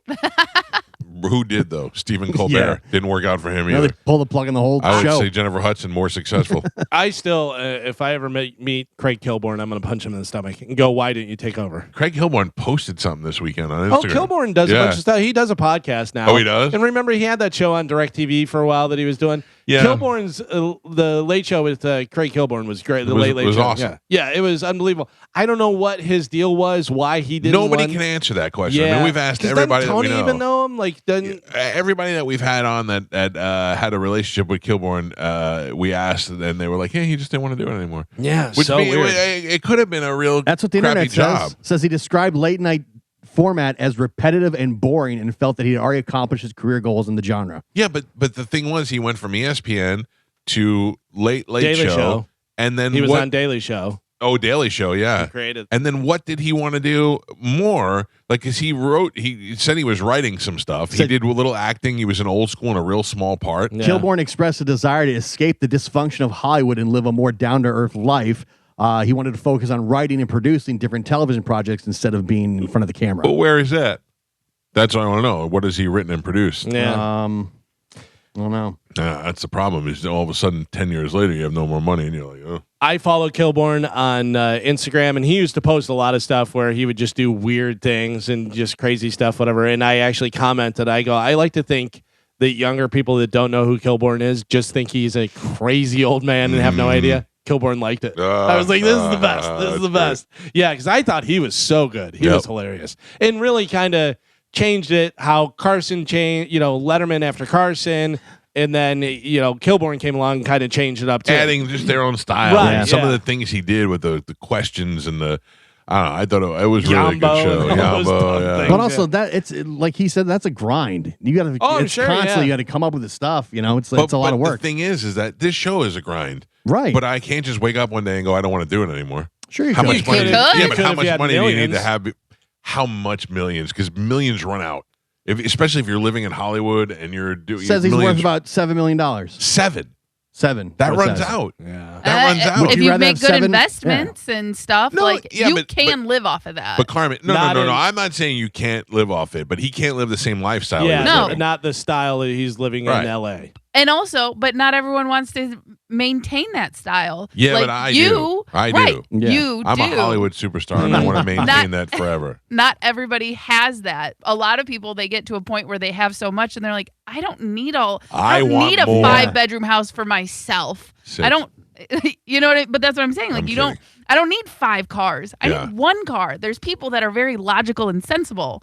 Not you, Yeah. but there are people that are. Who I forget who it was. Shaq said that. It may have been Barkley or something. I forget who told, because Shaq, whenever he got in the league and getting all this money and doing all that stuff, and he goes, and I had like 12 cars, and, you know, this, that, whatever. And he goes, and somebody said, how many cars? Yeah, he goes, 12. And he goes, how many can you drive at one time? And he goes, yeah, that's true. He goes, I wound up having just 2 cars, whatever. One I would drive on occasion, the other one that was a daily driver. You know what and you stuff. had? You know what you had? Day shoes and night shoes. Day Yeah. car, night car. Do Weekend you- car. Do you know that Shaq, this is a rumor, I don't know if this is true or not, that Shaq went into, they were somewhere or whatever, and he went into the hospital and went to the billing department and just paid like a bunch of families. Yeah. Things That's what they off. say. They say he does it all the time. Yeah, like no press, no, No. hey, everybody come look at me, do kind of thing, whatever. Like Walmart, he still, I think, has the highest purchase at Walmart of all time. Is he went in there and just. That's great. I Yeah. mean, that's so great. But also a guy like that who has hundreds of millions of dollars, he can live that lifestyle and do whatever he wants and Right. you know take And care then, of all yeah. these people. Says Kilborn now focuses on his podcast and does various speaking engagements throughout the country. Yeah. Well, that's terrible. But you got no pressure. Yeah, but you have $7 million and you're watching that tick down. It stinks. It stings for me, a Right. fan of his. You know, he's wasting his talent. Like he's a great. I think he's a hilarious guy. He could do some great things and stuff, and he's just like, I don't want to. And he's also making money off of those speaking engagements. Oh, Because yeah. how many times have we heard like the comedians saying like those private Yeah, they events pay really well. are Oh, yeah. awesome? And he's also 63 years old. He's like, Oh, Yeah. is he really? I've done it. What am I chasing? I didn't know he was that old. I would have said he was in his 50s. Dance for me, monkey. I Yeah. want you to dance. I was like Dance. 63 years old with $7 million is okay. And now I just sit around, I talk to my friends, and that's it. But he stopped 20 years ago. I know, true. but he still has $7 million left. Carmen, you know what came back up this weekend? What? I don't even know if I should put this out there. What? But Saturday we went out. Saturday we went out to Monster Jam, and Tom went out there with all his grandchildren, and that little girl was out there again. And I started talking about wanting to adopt her again. Do not kidnap a child. My whole family is into it except my wife. My wife's only reason for not wanting to do it is because she has siblings and she doesn't want them to take away from the siblings. I said, Right. well, it's Right. not like we're gonna never see the siblings again. Still though, out of sight, out of mind. Oh, question: you have 3 brothers. Yes. You lived a pretty good life. Mhm. If you were living a bad life, not a bad life, but like a mediocre life, and somebody said, "Come over here," you can still see your family and your brothers and stuff, but now you're gonna live like a king. Oh, this kid would go. Well, Yeah. I mean, I don't know how good or bad the life is and stuff. It's like But- a Craig Kilborn style life. But can I? $7 million. Not that great. Can I tell you what you need to do? Yeah. How you can turn this is okay. We won't take that kid, but let's get another dog. There's your in. There's your in. But I have to tell you, I'd much rather have. Oh yeah, don't get another kid. dog. We've That's right. established that they're not a good pet owner. Yeah, that's true. Yeah. I loved my pets a lot this weekend. I hung out with my dogs a lot. How convenient. That little girl is so cute, and we get along so well, and her and my daughter get along. And How my- old is she? I don't know, like Oh, jeez. 7 maybe, 6. But I said to my wife, and I said to my daughter, and my wife's friend Lisa, I said, I really think we should adopt that kid. And Lisa said, you should definitely do it. She's like, I would do it if I were you. And she's trying to talk my wife. Is the kid up for adoption? Yeah, the kid is. She's available. The kid is available. She's not up for adoption. She's For the right in a, price, you can get anything. She's in a family that there's too many kids. Tom has been in charge of his grandchildren, and he has too many grandchildren. Right. He doesn't. I said this to my wife. I said the most realistic thing that has ever been said to me, that actually I felt it like lightning fire through my body when Tom said it. Tom looked at me one time and he looked around and he said, I'll never be able to retire. And I felt that. He's got to be responsible. Yeah. Tom's older than me. And he's got to be responsible for all those young kids all the way through their lifetime. And he will do it because he's that kind of guy. Tom's an all angel. their names tattooed on his arm so he doesn't lose them. Yeah. Every night he has a check. Yeah, I only got one. Yeah. That's the other problem we have. Is that say my wife green lights it and we adopt this kid. They're both my kids are Gigi's. She's Giovanna. I got Juliana. Right. They both get called Gigi. All right. Yeah. So that's the only problem. My That's wife. confusing. Yeah, it's a little confusing. No, the You kid's have to gonna get a new tattoo. Gigi Michael. 1, It's Gigi perfect. 2. Yeah. Yeah, Gigi too. Deuce. Yeah. Yeah, but then the kid's gonna eat Bobby cigars and do all kinds No. It's gonna be- You don't feed the kid chicken feet and, Yeah, but- and bark the side. Hey, of the you lay it bakery. around. It's eating socks. No. and It stuff. seems like you guys love being very hands off. Listen, no. This kid And I is don't already think that really this fits. kid's already potty trained. I don't have to go through any of those weird Yeah, moments. but- Yeah. Vaccinated. Mike's going to be like, don't eat the cigar. Here, get on Snapchat. No. You like to nap every day. Yes. And like I'll cuddle a kid. the kids just don't want to nap Not at your 7 years kid? old. It is my kid. No. Oh. If I adopt this kid, it is my kid. If you're saying if you adopt You're- this kid, you get to cuddle it? Of course. Okay. Oh. Like That Easy sounds guy. bad in court. Yeah. you guys nap and go to the mall. That's it. The kid That's would not love to do that's that. not kid friendly. Okay, so the kid comes over and gets to go in the pool, gets to play with the tortoise, gets to play with the dogs, gets to have her own room. Right. I mean, I think the kid would love it here. But you have to be involved with the kid. Yes, I'm the one who's looking to hang out. This is sounding terrible. Alligator snatches that kid. Alligator snatches that kid by the leg. You jumping in? Yes, Oh, my kid. Okay. that's my kid. Oh, I can go to it's the your pound to get dog. another dog. Oh, you can go to Tom to get another kid. Yeah, that's true. He's got a bunch of them. You're in the backyard, alligator snatches that kid and Juliana. You can only save one. Don't put me in that situation. Yeah. With What my do you kids. do? What do you do? But The You kid's fight never both the the alligators. kid's never really your kid. You fight both the No, alligators. never really especially a if kid. that kid hurts Juliana. Of course. Come on. Yeah. And what happened? Oh, Mike was taking a nap. That's what happened. No, listen to me. You You love guys- your naps. You love your Starbucks. You love them all. These are I all nap while these kids are at not school. kid-friendly things. I nap while these kids are at school, and let me tell you, the only downside to Starbucks is now it's going to cost me an extra kid. That's Yeah, true. 'cause you're That gonna kid get doesn't this even kid know what hooked on Starbucks is like Starbucks, right yeah. now. Yeah. Yeah. When I start getting that kid tall pink drinks, Oh, but then what happens when like Grandpa Tom comes over Yeah. to do work? Grandpa And- Tom. Her Grandpa Tom. Yeah. Yeah. And then he comes over and she's like, okay, I'm ready to go back home with you. No. yeah. It's all right. What do you do? You Listen, have Let me same- ask you a question. Now you She can't quickly turns into one of the pit Jolies where she's like, yeah, Grandpa Tom, go fix that. Yeah. Oh, no. Take out the trash, Yeah. old man. Let me ask you a question, Carmen. You think she lives here for a couple of months? She's going to want to go back to Tom?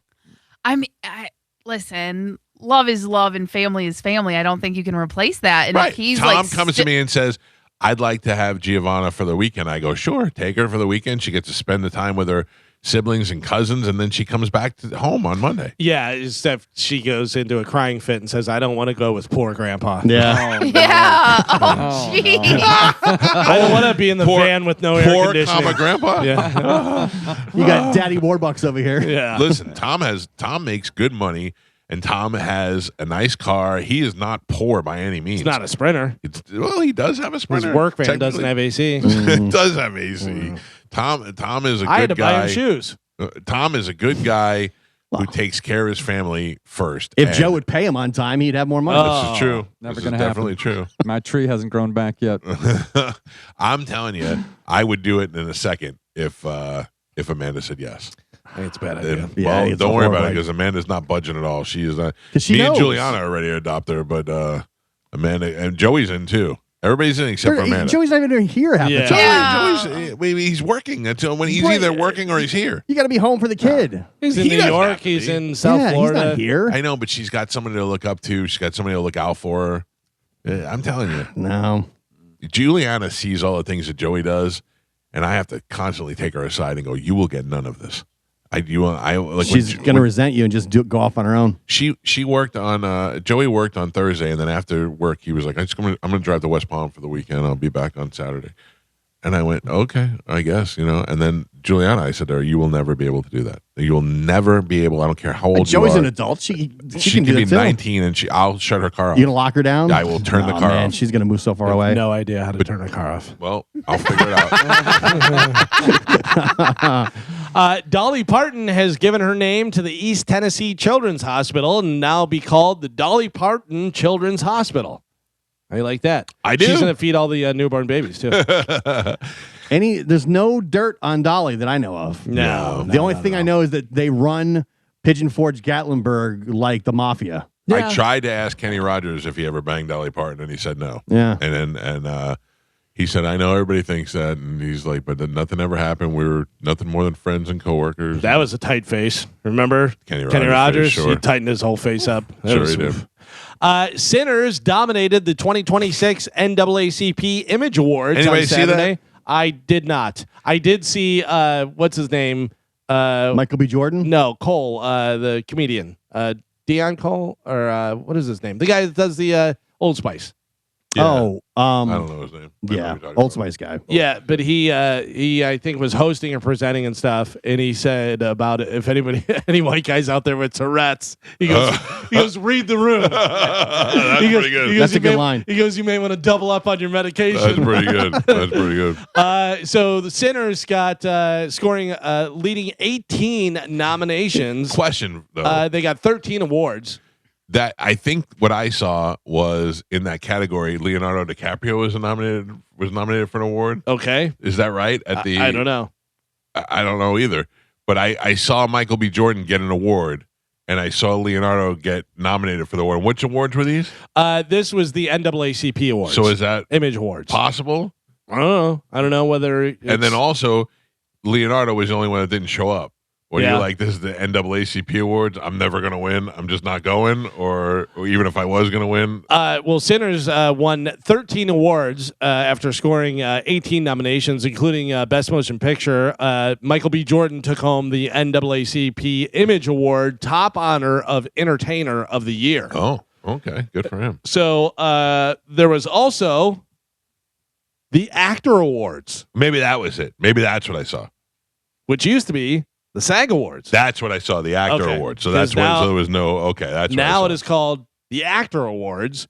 And Sinner won on that as well. That's the one that Leonardo wasn't at. Okay. So outstanding performance by a cast in a motion picture. Sinners was the winner of that. Michael B. Jordan won outstanding performance by a male actor in a leading role. He got that as well. Okay. Then you had winners Jesse Buckley from Hamnet was in there. Anybody see that? Amy Madigan from Weapons? No, I have zero interest in seeing that. I know now that I just don't watch movies that I don't want to see. Smart. Yeah. Smart. You like what you like. I said to my wife, by the way, we watched The King last night. There was a Netflix movie with Timothy Chalamet, Ben Mendelsohn, Robert Pattinson, all these different people, and it was about Henry V.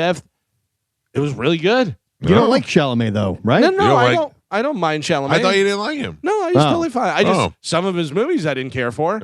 But it was a movie that came out a while ago, and I just never saw it. And we watched it, and I said to my wife, I go, about half hour, 45 minutes in, if I don't, make a decision. I go, I might just go watch the Celtics in my room, right. and do that, whatever. But I watched it, and it was pretty good. Outstanding performance by a female actor in a supporting role, Amy Madigan from Weapons. Yeah, she was good. Yeah, I thought she did a really good job with that.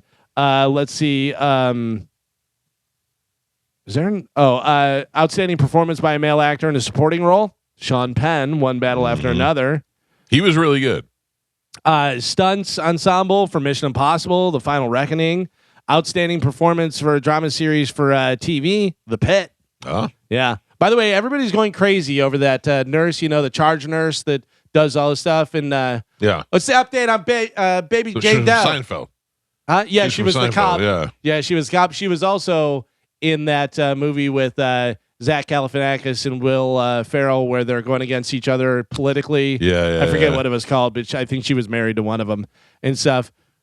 That literally is my sister, who's from Pittsburgh. Like, it's exactly. But also, my mother was a charge nurse, and I know I've seen my mother in action before. That she's very much got that, But they're all freaking out about the accent, about the tone, because she's like, "What's the update on Baby Jane Doe?" Doe.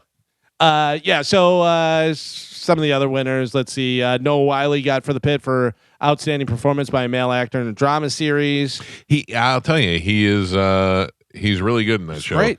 Because you think of him from ER, where he was kind of like a little bit of a pussy, and this one here, he's the guy. Yeah. I can't. My wife watches the pit. She loves it. It's really good. I can't. The guts and stuff. I can't. I don't want to see that. There's not a lot of it. They talk about it a lot, but they don't show a lot. A couple times I've walked into the room. There were guts out, They and do I'm like, show a fully aroused penis. yeah. They also show an old lady Pass. who has she's backed up, and all of a sudden she's no longer backed up. For those reasons, I'm out. But I'll tell you, I'm not into that stuff either, and I do enjoy the show. Yeah. Everybody says it's fantastic, Yeah, but I didn't expect to like it. I was like, I'm done with hospital dramas. Then I watched it, and I'm like, it's really good. I can't get Really into good. that. Really good.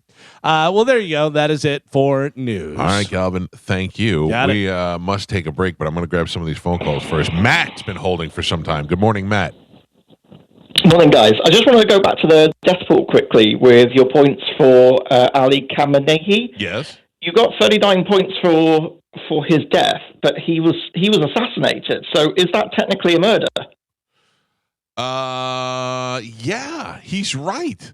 He was murdered. Is that part of the rule? We don't even know the rules. I know there's a bunch of points if like somebody on my list kills somebody on your list. Right. But is there extra points for murder? I don't know. I believe there was at one point. 74 points for murder according to the website. Listen to this I'll guy. say for the sake of the game, assassination is a murder. It's where the commissioner of death should be coming in, sir, is exactly what you're doing. You're filling in for the Randy? commissioner of death. Not Randy. That would be Brohande, yeah. Well, Matt, Galvin's going to look that up right now, and I appreciate you sticking up for me and pulling in those extra points. I'm happy to make a ruling in his absence. I think you should get the points. I think just on your accent alone, you should, whatever you say should go. By the way, Jim Carrey, if you're faking this accent, I think it's great. Excellent job. Thank you, Matt. Appreciate it. What do you got? Yeah, murdered, 75 points. Oh, by the way, was he driving at the time? Death in a vehicle, 50 points. Oh, there's no way of knowing that. Yeah, well, I don't know. What other chances do I have?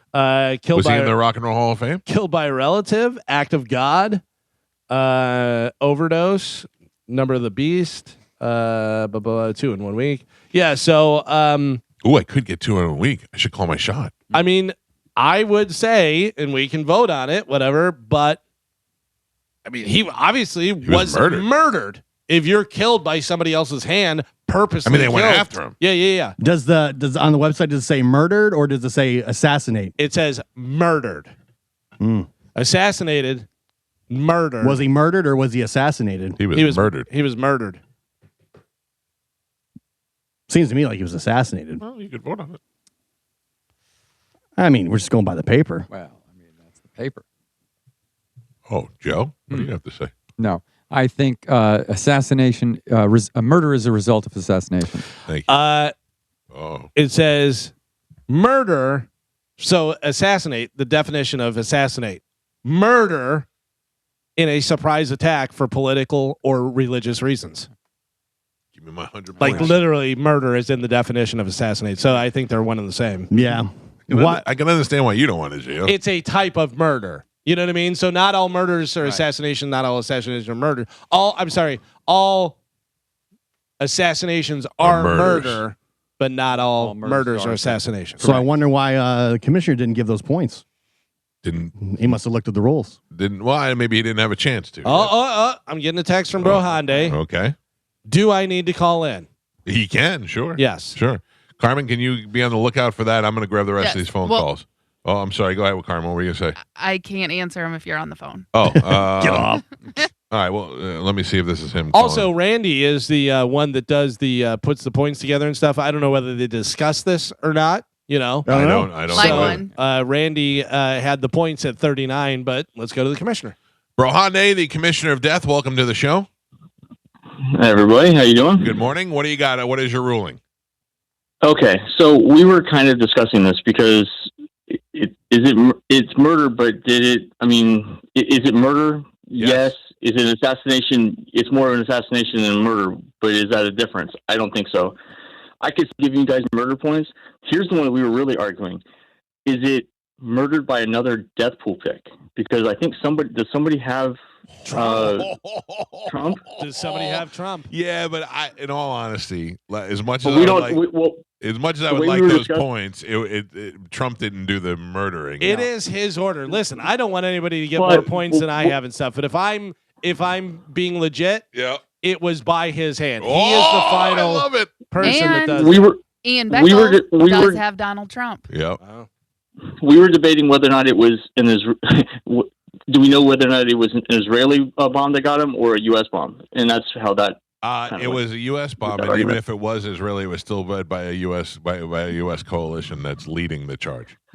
So you could argue that you would get the additional points for that. We kind of decided to lay back off of that. I would like to argue that. We didn't think. I would like to argue that. That would be 150 points total. Well, plus the 39, so it'd be 189 points. I would like that. I would like that. If you we could definitely see awarding the murder points category, but the other one was kind of 50-50. Listen, I hate, obviously we all want to win this game, so any extra points is bad, whatever. But, if we want to talk about it, do we want to vote on this? Are we saying, does he get murder points? Yes or no? And does he get... let's vote. Let's vote first. Murder. I was thinking more of a split the baby kind of thing. You get the murder points, but you don't get the other one. No, but why? Why create categories? That's what we're asking. Yeah. That's what the question is. First off, is it murder? Joe, yes or no? Yes, assassination is murder is a result of assassination. So yes. Okay, Gio. No. Carmen. Yes. Mike, you say yes. Oh yeah. I say yes. I mean, murder literally is in the definition of assassination. Yeah. Murder in a surprise attack. Surprise. So. Yeah. All right. So that is yes for murder. And then is it murder by another person's death pool pick? And this would be the first for this game, by the way, to have this happen. So, I mean... More points? Yeah. Yeah, it'd be another. Plus, also, I believe the Ayatollah Khomeini is in the Rock and Roll Hall of Fame. I don't think so. No.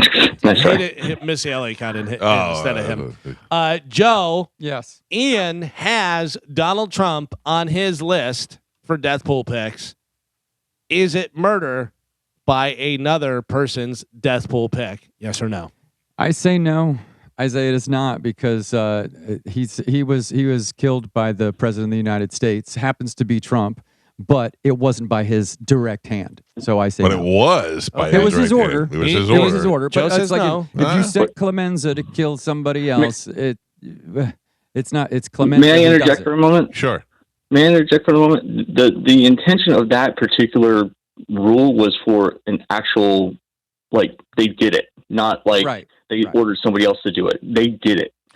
That was the intent behind that second rule. Like, would it count if someone hired a hitman? No. You know? But technically no, because they didn't do it. Right. That's yeah. So that's where I'm at on it. Okay. But like a Robert Blake situation. Well, Robert Blake did it. Right. That's what I'm saying. Right. That was the intention. Robert Blake did it. Right. Right.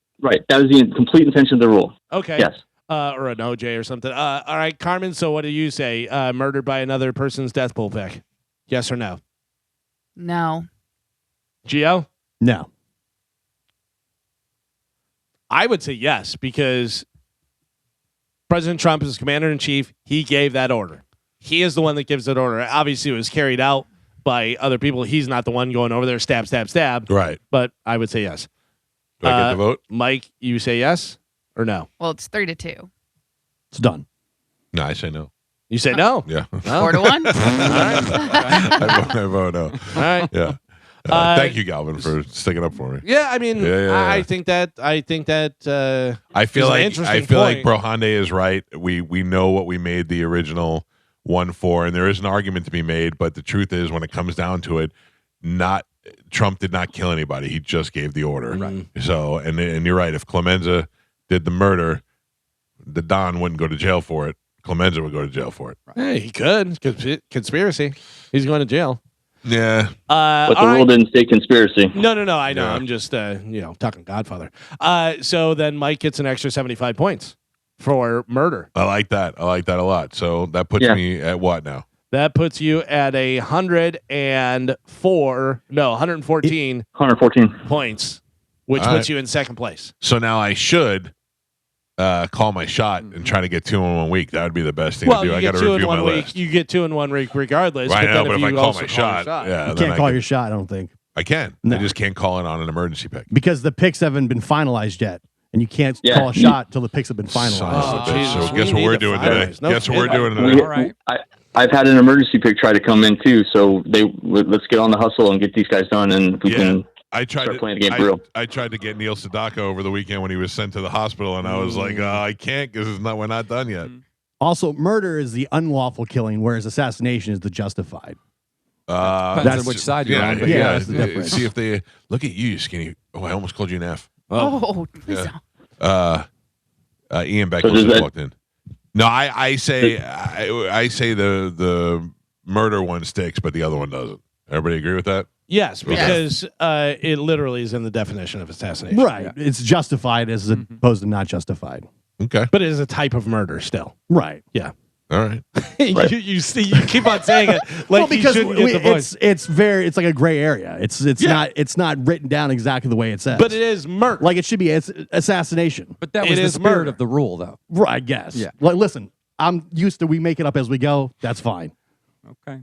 But to assassinate we're not making someone this up. is to We're not murder necessarily making this one up though as we go, Gio.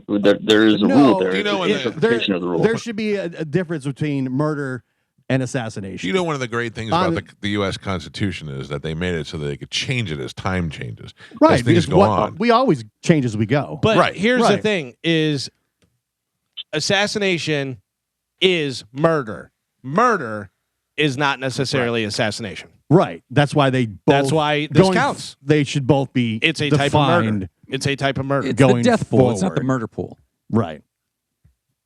He's dead. What do I have? 114 points. Votes already done. Yeah, 114. So, Ian, where would you have weighed in? Definitely murder. Okay. I think murder and assassination are the same thing. That's all I needed to And without Trump, that's not happening. So Oh. I would give you Trump too. That's just me. Wait a second. How would That's that just me. We vote in the room. Yeah. We vote in the room. No offense to Listen, Ian. we can always change as we go. We've said this. There's no rules. And Gio's never happy, is he? No. No. The rule The is guy no has 300 and some Yeah. points. He's He's miserable. winning and he still isn't happy. Yeah, he doesn't quote, want to to quote Joe, he's a real scumbag. That's right. The rule here is always there's no rule. I'll buy your spot from you. What's on the paper? I'll buy. What's on the paper? It's whatever we feel that day. Is how we go. Bro Hyundai, thank you, buddy. You're welcome, guys. Good job. Thanks Thanks, you. bro. I appreciate it. Let me grab this one other guy who's been holding. Good morning, Mike Calta Show. Hey, good morning, guys. How are you? Good. What's happening? Well, this is a little off topic compared to where your show has gone, but did you ever get a resolution to the Jesus thing that you were talking about? And you said that he looked kind of like Aaron Rodgers. Yes. Evidently, he portrays Jesus in a television show. Yeah, there's a show called The Chosen, and I was watching it the other night. How is and I was like, my God, it's so uncanny. He is like Aaron Rodgers. But then I looked it up, man. I tell you what, this show has over 1 billion views worldwide, and it's self-funded. It's kind of interesting. Is the show good? Is it worth watching? It is really, really good. You know, I was raised not overwhelmingly religious, not Catholic, kind of non-denominational. Right. But I tell you what, it really depicts things, and it's a pretty cool show, man.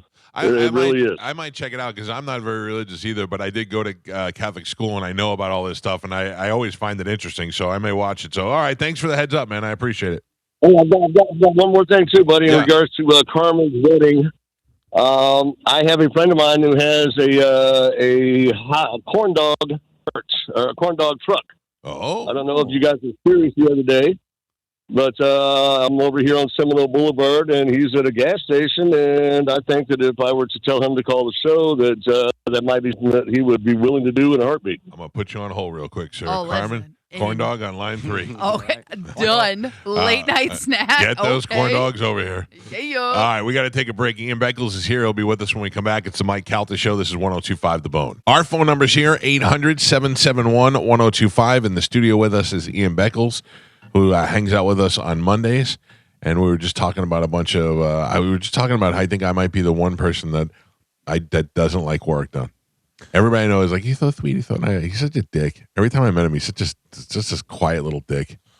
I will give him the quiet part. Yeah. I don't know the dick part. But yeah, I know the dick I don't part. know him. I didn't play with him. He's definitely different. That's for sure. Everybody that I know that around him, they go, Warwick's different. By the way, also, I like to point out, could be a great person, buys homes for single mothers and all that stuff. I'm just saying my reactions with my relationship with him was like, he was always a snooty little dick. He's been through a lot, too.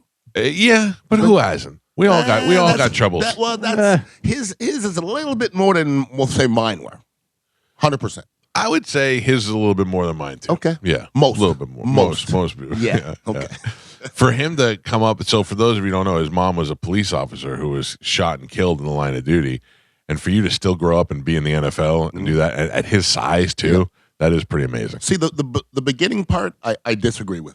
Okay. What do you mean? Like, I don't think it matters what goes through your life to like as far as the results go. Okay. Oh, that it has to. It doesn't. No. Okay. I think you're born a football player. Okay. Yeah, but whether or not that manifests throughout your lifetime could be very, very much be predicated on the other events that happen in your life. What would have to happen in my life for me not to play football? Well, because if I have a death in my family, you know what I want to do?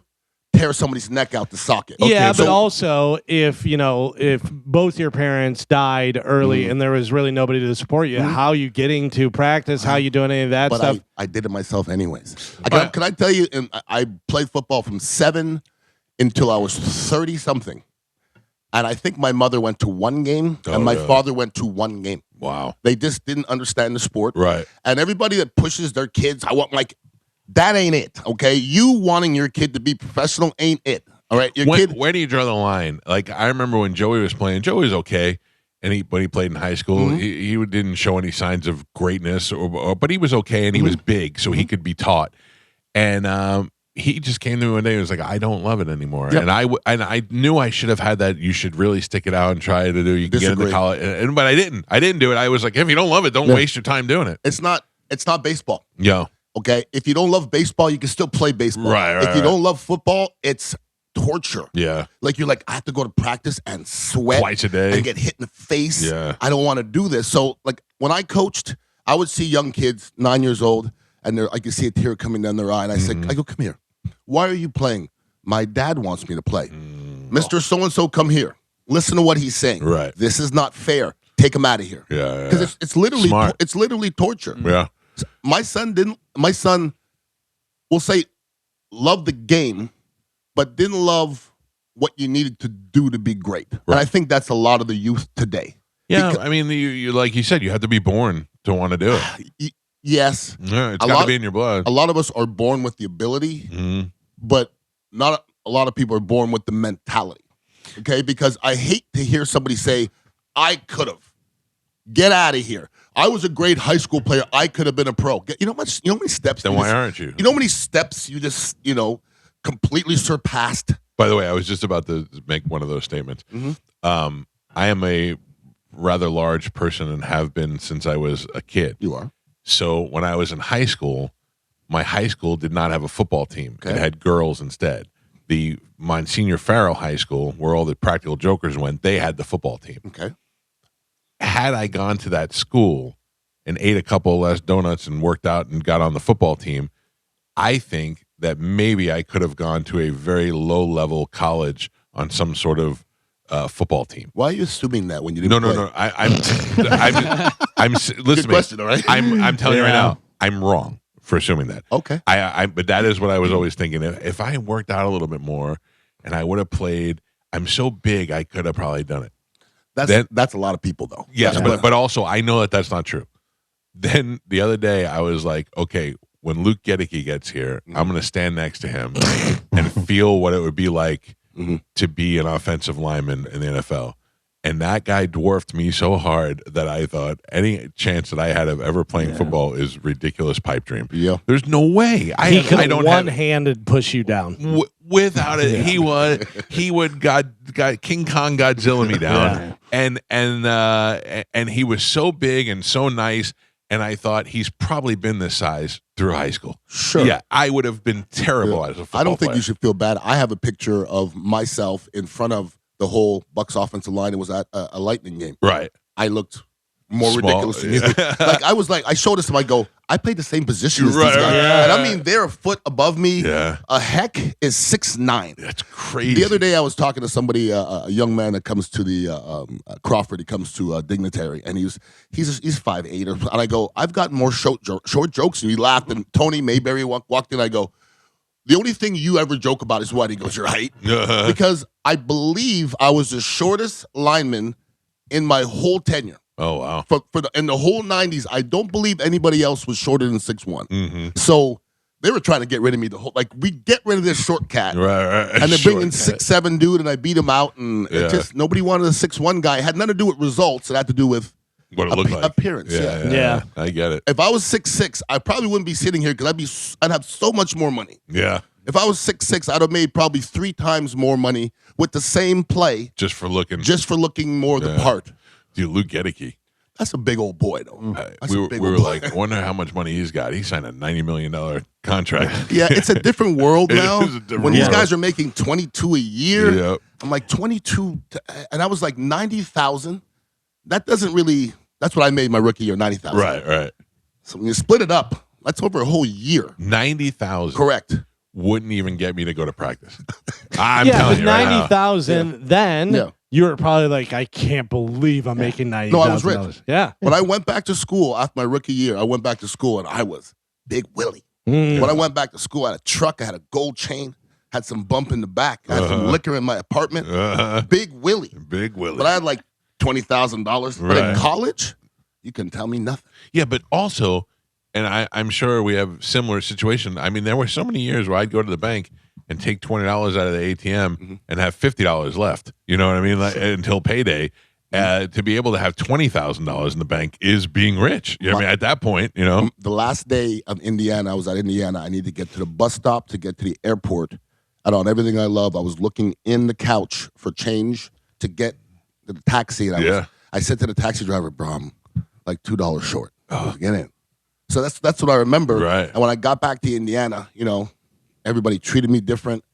The girls were like, man, you got fine. I said, I know. And I said, I know. And I said, remember the way you looked at me before? Nope. And I remember you wouldn't buy me a drink? Nope. Yep. And I said, nope. Here's my people. Let's enjoy ourselves. Yeah. So not too long ago, and we were all watching at this time in it's 2026 now. So I put in who was the highest paid player in the NFL in 2000.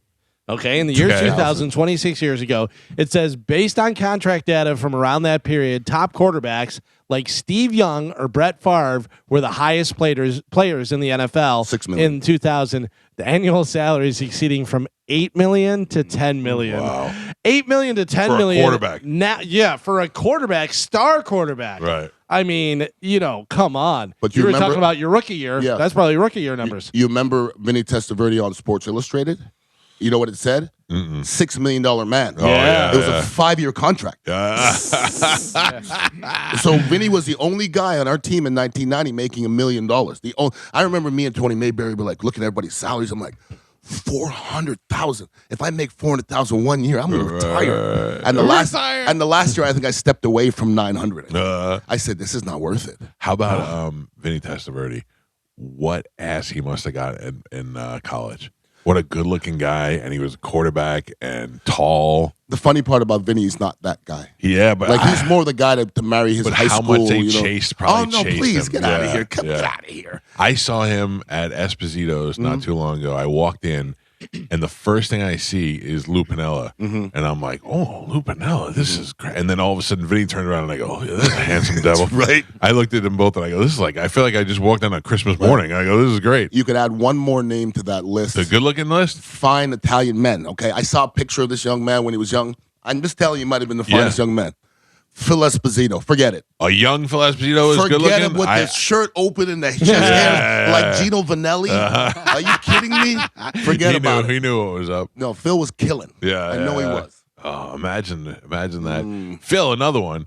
Probably one of the best hockey players, and was a godfather of the sport, and certainly the father of the Tampa Bay Lightning.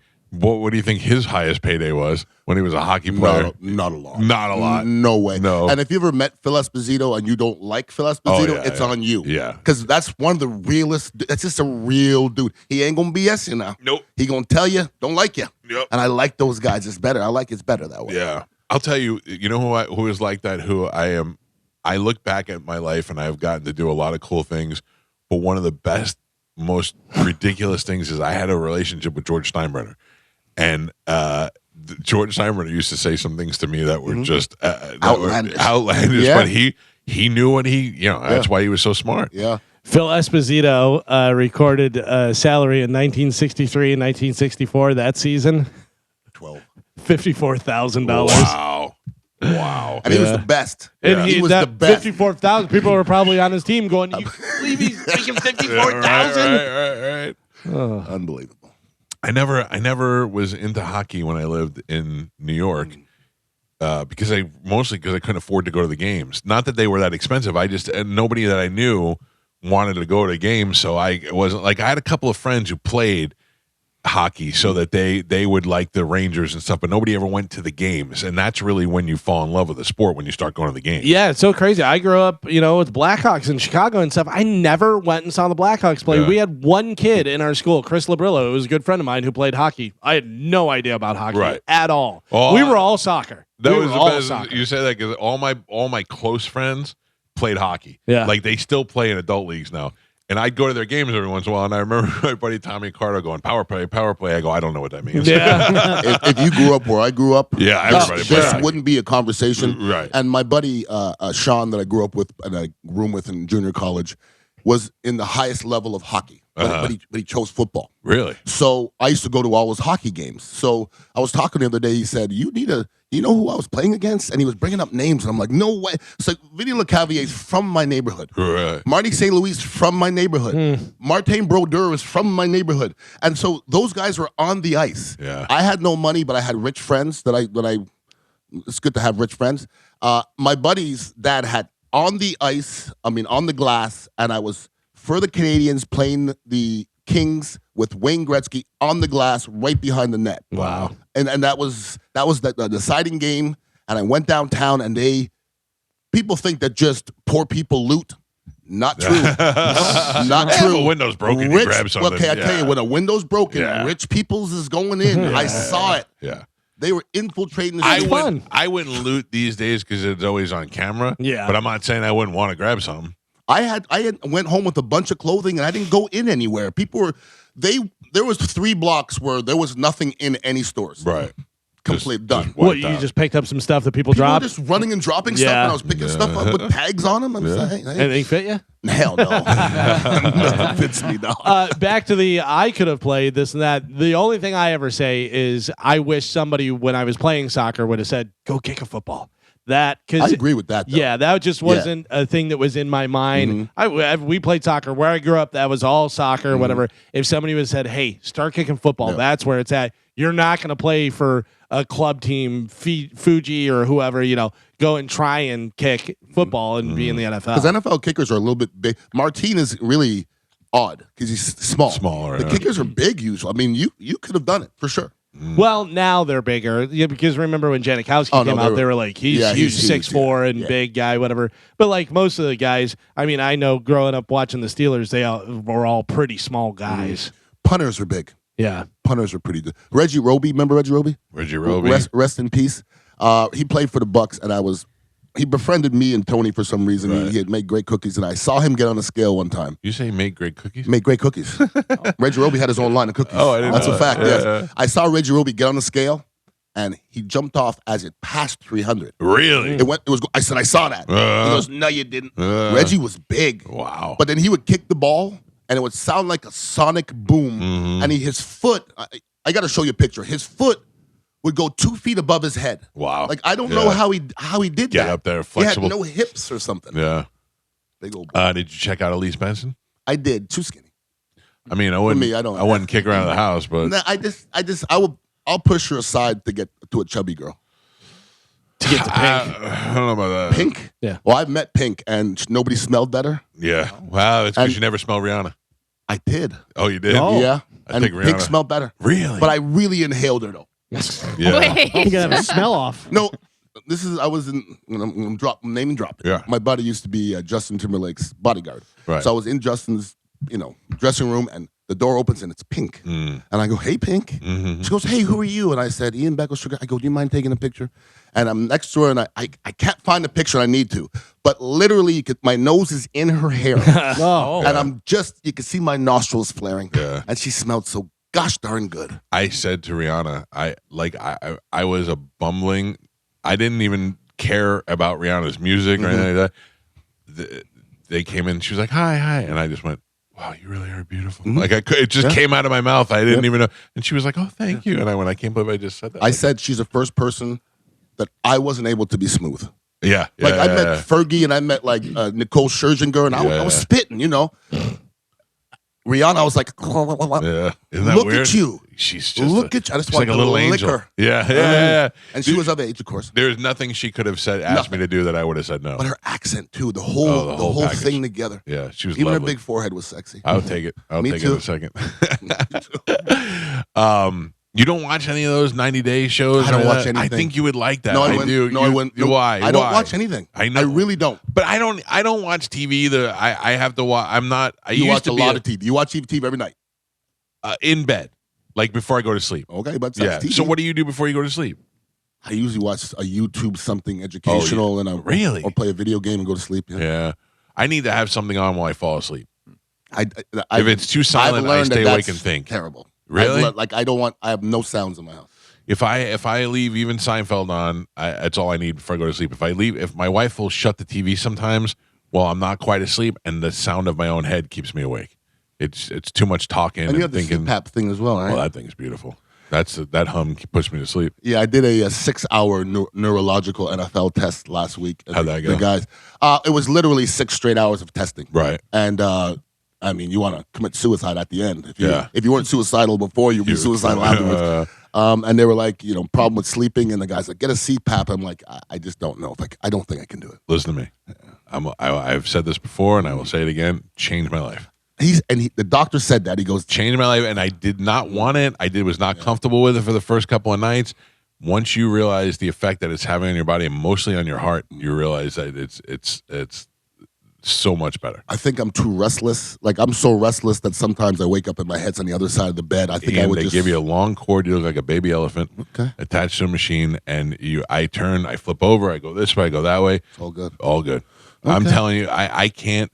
I should be some sort of spokesman for the sleep thing, because the sleep apnea machine. Seriously, because the benefits to your health are fine, but the fact that you sleep so much better is amazing. It's big. The fact that I get up one time to pee during the night as opposed to the 4 times I was getting up before I took it. But I sleep 7 hours without getting up. Well, I mean, maybe you don't need it. Have you been tested? I was back in the day, and I had sleep apnea, but I think I really got rid of it by losing some weight and doing some stuff. Yeah, that certainly helped. I mean, so maybe you don't need it. I mean, maybe you definitely should get tested again. Now they do the testing where you take it home and you do it on your own. So. Well, last time I did this neurological test, the doctor gave me a prescription for Adderall, and now he's trying to get me a CPAP. They're just trying to make money. Yeah. Okay, so listen, I'm good. You know what I mean? Dude, I took an Adderall for the first time on the cruise one year. Don't do that. Well, I was really falling out. Like I was tired, and then somebody said, "Hey, I have an Adderall. Do you want it?" I go, "What?" And they're like, "Yeah, it'll give me a little."